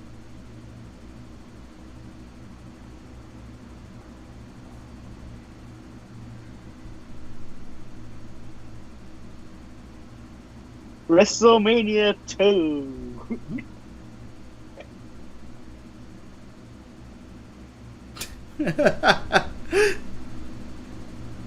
It's a thing gone heel. Yeah. Hey, what's going on here? This is a Resident Diva segment. I did not recognize Trish's old music at all.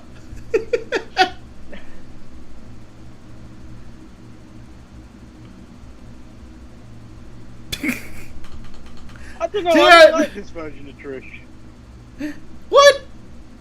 With the cowboy hat? Remotely as hot as she does now.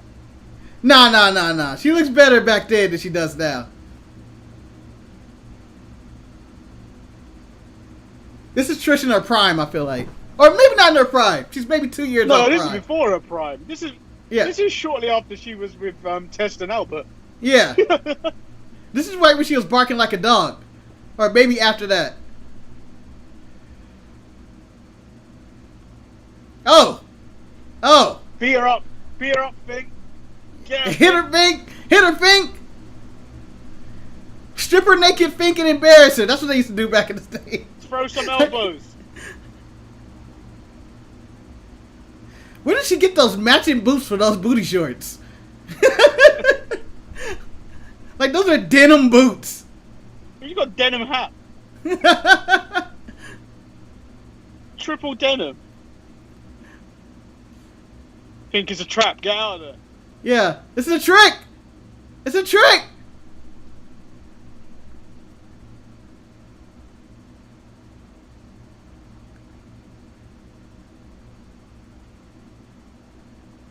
Oh, what game? Look at this game. He wasn't even clever. Oh, Fink. I got my wiener.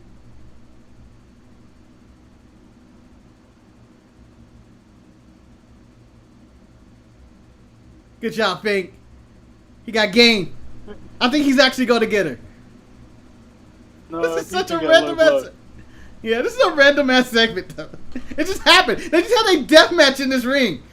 A man was carted off.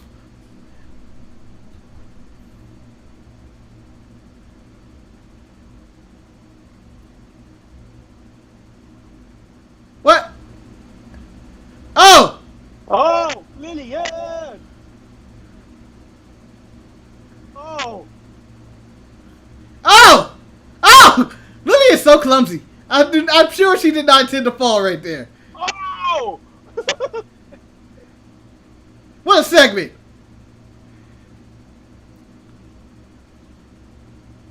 Back when the women's division was in its prime. Why is Lillian so pissed? Again, Shawn Michaels was just carted off in a ambulance in his first returning and final match. Explain to me why Lillian was so pissed. I'll never know. I'm assuming he took her job.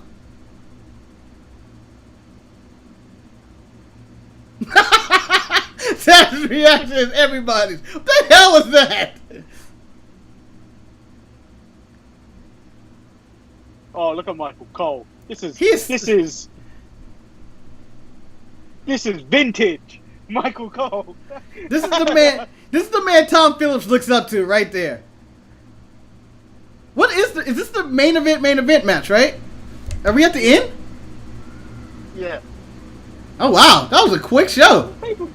This pay-per-view Damn, flew by. that was really good. It blew by. Wow.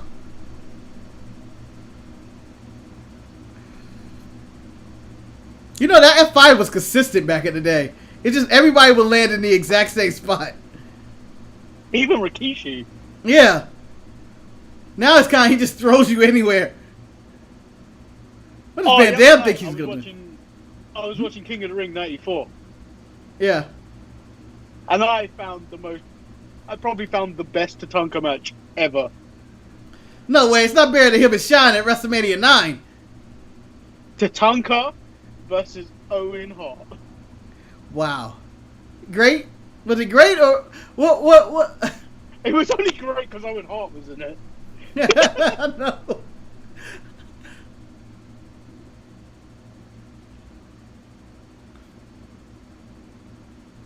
Undertaker and Kurt Angle had amazing chemistry.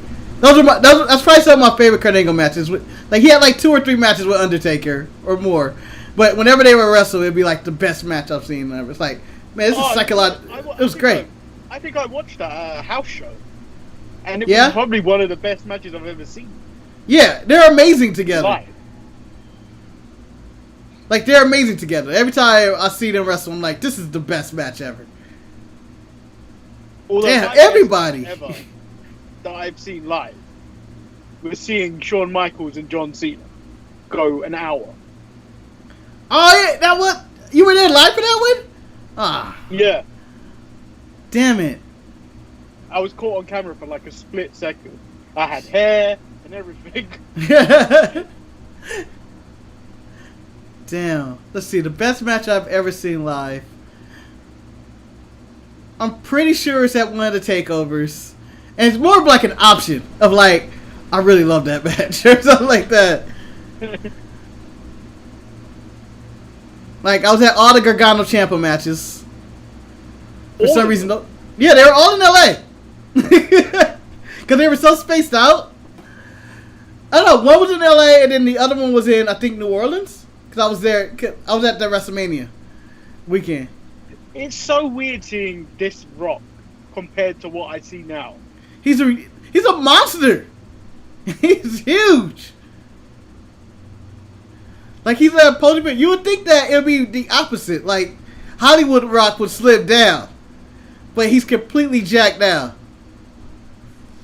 And this Rock is in, like, slim shape. And he's still relatively big.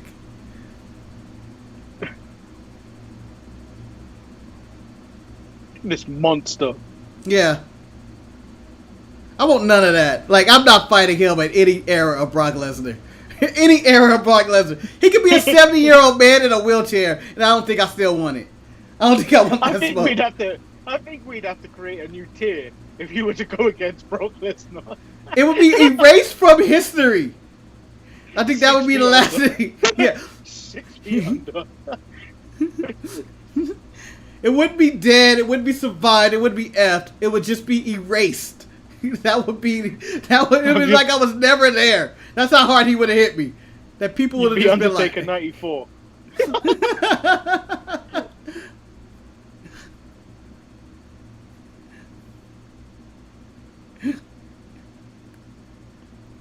I never was a fan of this belt. Oh, I kind of liked it compared to like what we got after that. Oh, the spinner? The spinner. Yeah. You know, over time, the spinner actually grew on me. No, it never really did for me. It grew on me after a while. I started liking it because it was around so long, and I was like, it kind of grew on me. It only looked right with John Cena. It never looked right with anyone else. Yeah, that's true too. I only remember John Cena holding that belt, and maybe Edge, and I guess Orton, but.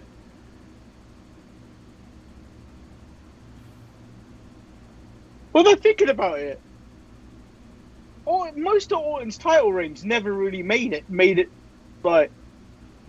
any significant impact in wrestling. Which ones? Any of Orton's reigns. No, never. Because he's on like 13 or 15? Like 14? And he's 14. I can't ever really recall any that were like, yeah, that was great.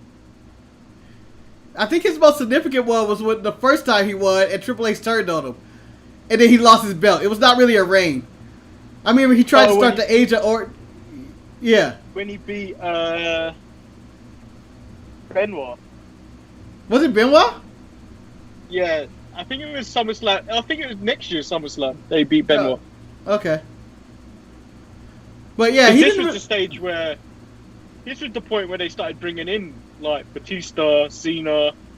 Yeah. 2002 was the year when it was like the re-up year. It was like, this is the new generation. Shelton, Cena, everybody was coming up around this time. Yeah, because this was Rock's last match for a while, wasn't it? Yeah. And in canon-wise, The Rock was never the same again after this match. Which is an awesome story, because, like, he couldn't even get back in the ring because Brock Lesnar beat the shit out of him. I remember. All I remember when he came back was the Hurricane segments. Honestly, when he came back from this one, I believe he was Hollywood Rock, right? This is right after he did like Scorpion King and shit. That might be my favorite version of The Rock. And he was cheered, but he was so heelish. Like the full entrance of the helicopter entrance of like, oh, it was so like to take you away that he is sold out. And he was back to being the old school heel Rock, back from the nation. That's a disqualification. You're not disqualifying Brock. His life is on the line. Kill to understand. Why? Why do you need to even do that? Taz, you need to do this. You should have took notes. You should have took notes. Brian Cage wouldn't be in the state he's at if you would have took notes on this match. Do you honestly think Brian Cage can recover from this? I feel any wrestler can recover, technically. You can always recover from it. But he's looked so weak in, like, the month. He's only been there for, like, a month, it felt like. And he's, like, beaten to the edge of his life. Like, on each occurrence. Even that tag match. Every ring and match he's been in, someone takes the spotlight. Whether it's promos, Taz is taking the spotlight. And in this match, Ricky Starks getting hit with the skateboard with the tacks. And Darby had hit him. It's the only memorable thing about that match.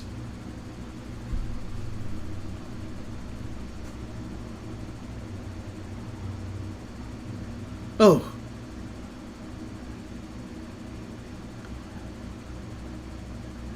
Oh.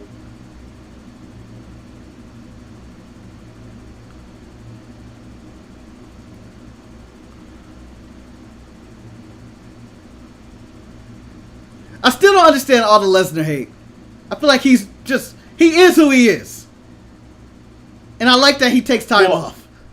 That, Lesnar that as of today. Lesnar today and back then. Like, I think he had like people who are not like Lesnar guys or they hate Lesnar. Like, I like Lesnar in all performance and packages. Like, Lesnar's a star. What do you expect? You expect this star to be there every week. Yeah. He's a draw. You don't. They've got to realize that he's being paid more than we are in a second. Yeah. Like, Lesnar, if I were taking wrestlers from the jump, from the start, he might be in my top. Like, if there was a draft, Lesnar will still be number one, even if I get him today. Like, if I know I have him away for like 4 or 5 dates, I'm still taking him in the top like 5 or so. You know what the weird part is? Lesnar was still a big deal even before he went to the UFC. Yeah.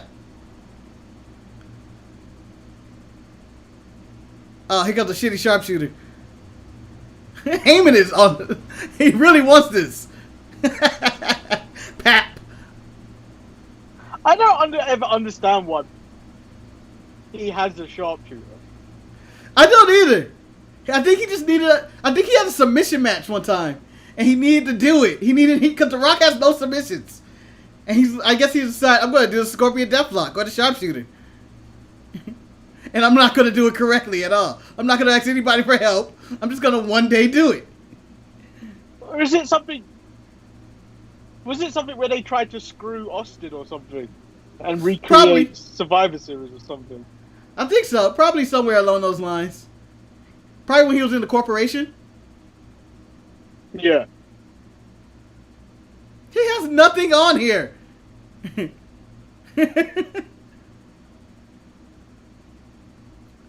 Oh, the anti-crowd. They turned on The Rock. Yeah, they turned on this match. That's how impressive Lesnar was.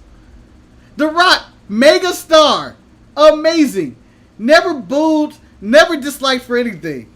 But Lesnar was so impressive that the crowd is like, beat his ass, How Lesnar. is this even a hold at any point? I don't even know what he has. He's literally just crossing his leg. It hurts anymore.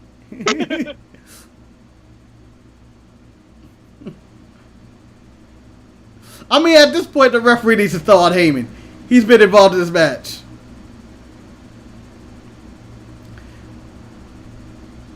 When did that chair get in there? I don't even remember that. Paul Heyman put it in.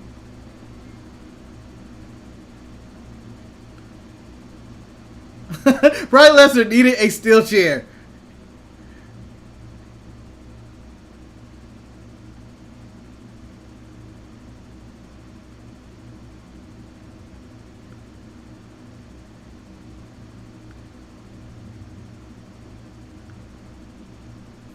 I miss this bear hug. This is the only bear hug I ever liked. It's Lesnar's bear hug because he'll pick you up and he'll swing you around like a rag doll.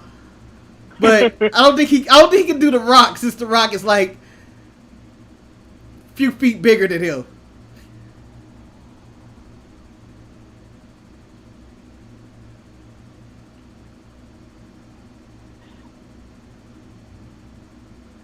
Is Brock the last person Hogan ever put over? I don't know. Considering Hogan's last run, I have no idea. I feel like he lost a bunch of matches toward the end. But yeah, I'm going to say probably so. I think Orton got him. I think Orton may have been the last person he put over, because I think Orton beat him. No, he didn't. He didn't? Damn it, I don't know. Hogan went over Michaels and Randy. Yeah, I know he went over Michaels. But I don't remember what happened with the Randy Orton feud. History tells me that Randy Orton punted him and he never saw Hulk Hogan again. But I'm assuming Hogan probably won the match.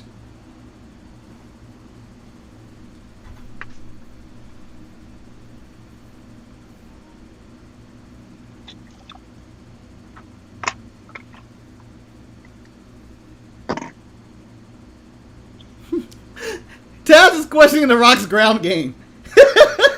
We've seen him running and lifting, but I don't think The Rock has a ground game. The Rock doesn't have a ground game. He doesn't. You saw that sharpshooter. The closest thing to a ground game is the people's elbow.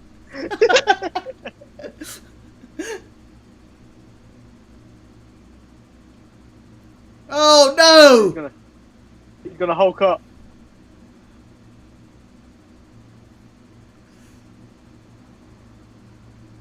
I always enjoyed The Rock has one of my favorite kickouts, like the false finishes when his arm goes up and you think it's over. I think he's like the first or second. Shockingly enough, Jeff Jarrett is like my number 2. What? Yeah, Jeff Jarrett in false finishes, when you think you got him, like he has perfect timing on when you think it's over and he sticks his hand up. And I feel like he's flawless at it. That's the best thing Jeff Jarrett's ever done. It's really weird. For me, I'm always, whenever I watch a Jeff Jarrett match, I believe his false finishes. When he gets his, like, I'm thinking he's down, but he always puts his arm up, and I'm like, fucking Jeff Jarrett. And you're angry because you want him to lose, and because his company, but his false finishes were legit. Like, I believed he was going to lose. But I was stupid enough to believe the Jeff Jarrett match could end straight up. There's always a million people running in.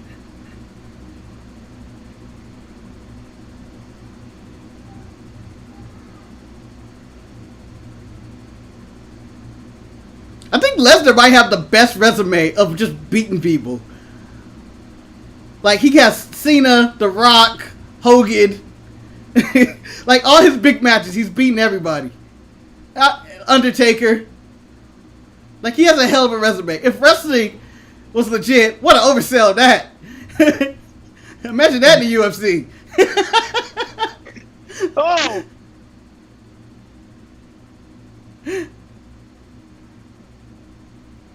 But like the Legends in significant matches, if there's some percentage or stat, I don't know if anybody has higher than Lesnar. Austin wouldn't job to him. He got CM Punk. Yeah, you guys are done. You guys are only a minute for this moment. Come on. You know it.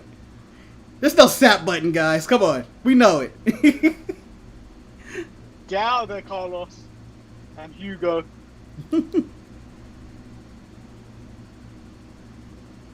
Oh.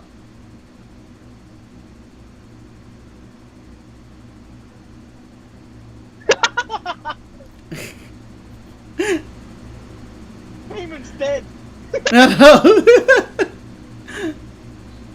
Jesus. That vertical right there. He made Triple H's thing. Him and Triple H did the same spot. But Triple H gets so high.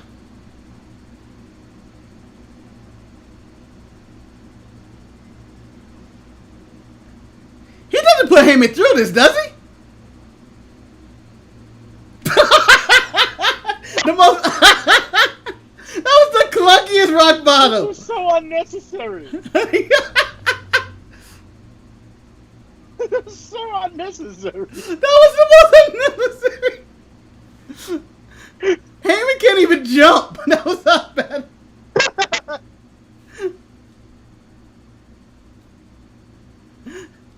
Do you know if we were to ever recast Batman, Heyman would be the Penguin. Absolutely. It'd be him or I'll go Paul Bearer. And then if those two are gone, I'm going Mr. Fuji. Those are my three penguins. No, I'm going Brother Love.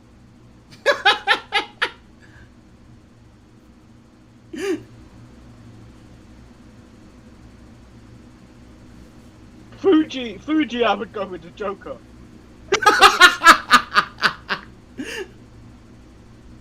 You wouldn't go Hugh Morris with the Joker. No, I'll go Fuji. I'm going Hugh Morris. Just because he has a play on name. Oh! I believed it. This crowd felt that too. They were like, this is bullshit. The Rock is going to win. That's Vince's boy. They never pushed the guy I wanted to push. But this is a New York crowd, isn't it? Yeah. This is the Long Island crowd. That's always alive. A crowd that's always alive. No. Apparently, over the years, the Nassau Coliseum has become the worst New York crowd. Because this is where all the Jersey Shore guys are. And they don't really actually like wrestling, apparently. So they get the worst crowds from here. They get no reaction whenever they come back to Nassau. As opposed to when they're like Madison Square Garden. The Brock Bottom! He hit him. Look at that! The Brock Bottom! The Brock Bottom. You know, imagine if WWE was like, we're going to put Brock Lesnar and The Rock on the rematch of the rematch at WrestleMania. I mean, that is a gazillion dollars. I'm sure The Rock wouldn't do it. The best rock sell, the best rockism is when he gets knocked out, but then he does the... and then he's fully out. Yeah. You sure it's not the stunner takes when he does like 30 backflips? The stunner takes are amazing. See, that's a special thing. That happens only when he's facing Austin. Yeah. Whereas that cell specifically happens quite frequently. Yeah, it's just like, oh, and then he goes back down. Like it's a minute. It's like his heart beats one last time and then he dies. And it's like, what? It's like, oh, we've still got adrenaline. Ooh, nope. Look at this. Bang!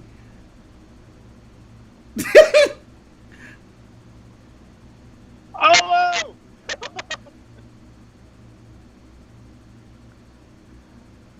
Oh! Oh! I love the Rock's punches. They were just slaps. Oh!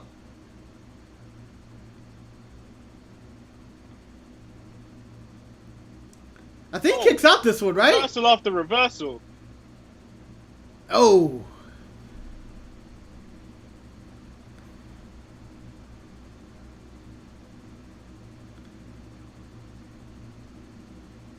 Ah. I don't think anything can beat this. This was a hell of a show. Yes. It went so fast, too. That's how you know it's a really good show. It just goes... Like, the lowest point, and I'm saying the lowest of the low, Undertaker versus Test, to me, was worse than the tag match. Because it was just there.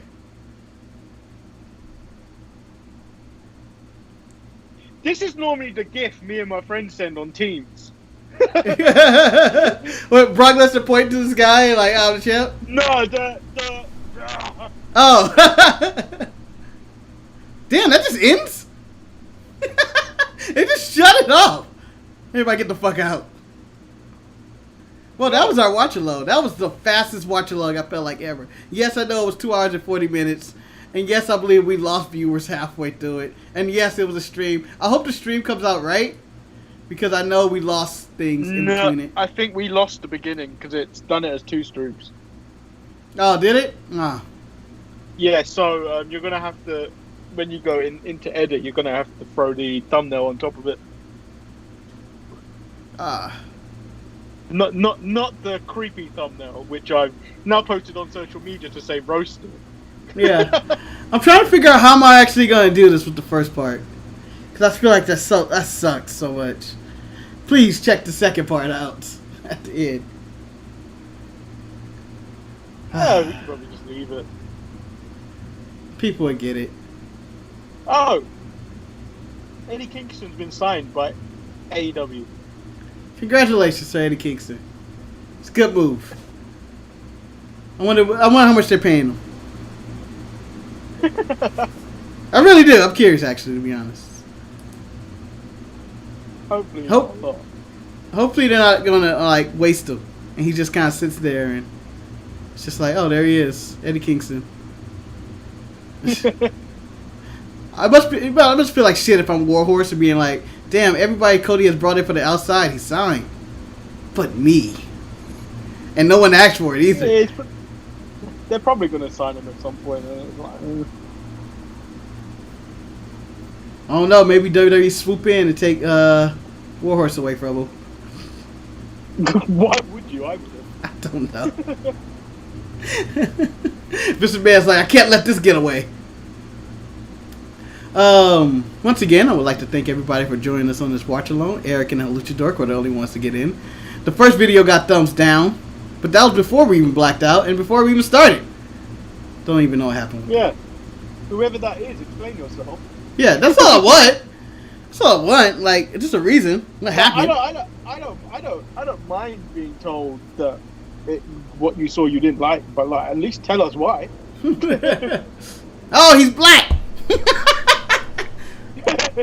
Oh no, he has a Man United shirt on.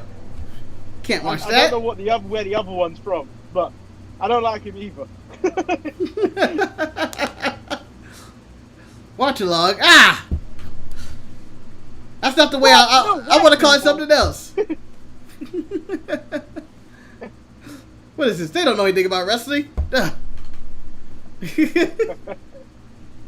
I thought this was SummerSlam 2002. Huh. Yeah, look at these guys. You mean I can't actually see the match? No, it's not the way things work. Well, we'll be back tomorrow for another exciting show of the Sharpshooters. I mean, depending on whenever you see this. Tomorrow could be 2 years from now, 8 years from now, whatever. But tomorrow, live, September, or what? August something. September. August 1st. I meant to say August 1st. I'm already trying to skip through August, man. I feel like this is going to be the dog days of the summer. But we're already in September, man. Skip it. Let's go ahead. But August 1st, 11 a.m., 2 p.m., 7 p.m. You know the different time zones. You know your time zone. Just guess. You know where we are. We don't ever change the time of the recording. Yeah. And if you're too lazy to figure out when we're going to record, just subscribe, ring that bell, and it'll tell you. Ding, ding. Ding, ding, ding, and we're ready to go. Yeah, that's pretty much it. Sorry about the streaming issues. I have no idea what happened. I think it was a YouTube error. Because, like, our stream never cut out, and we're on Skype, and, you know, I didn't lose connection anywhere else. And I was able to watch the show without it stopping. So, it was weird. Who knows? And if you've made it this far and you're not subscribed, you should probably think about subscribing and super kicking that like button and giving that subscriber a stone cold stunner. Yeah, absolutely. And I'll do 7 backflips. 7, the rock style. Tune in Tuesdays and Thursdays for the Untitled Mania Market Show as always. We have a lot of bonus content. Check out our tournament of who's the best wrestler in the world. There's also bonus content of who the hell I think I could beat up in AEW's locker room. Which has surprisingly gone well. I'm waiting for the comment of going like, what this fat fuck talking about? Like, that's what I'm waiting for. But apparently I haven't gotten that. Oh. But yeah, I made it through only on some trail mix and a Red Bull. Manny finished his sandwich really early on, right? Video 1? I think the first match. And Yeah. I've got through 2 drinks. And they're big bowls. They're not small bowls. I got through 2 liters of drink. There was something else. Oh, are we gonna do a best of show, the best of July? I was gonna talk to Eric about it. I keep forgetting. On Monday, or are we recording that prior to Monday? I don't know. I would like to record actually Saturday, but Yeah, we could do that. you know, because I can't really remember much of what happened, other than I'll do the production. I want to see if Eric's gonna get involved. And Saturday, I keep forgetting to ask Ryan, hey, you want to come on the show randomly? But you know, the other thing I would probably want to go over. So WWE has released on their website the top 10 matches in 2020 so far. Oh, And if we run, I feel like we should run through that list on top of our best moments of July.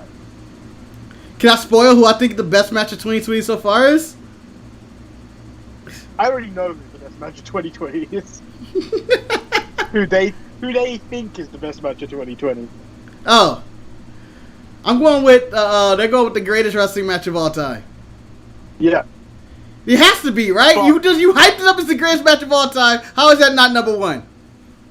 But I think we should throw in what we've watched of AEW and then see where, if any of their matches go in, because I think the Stampede match goes in there somewhere. Oh yeah.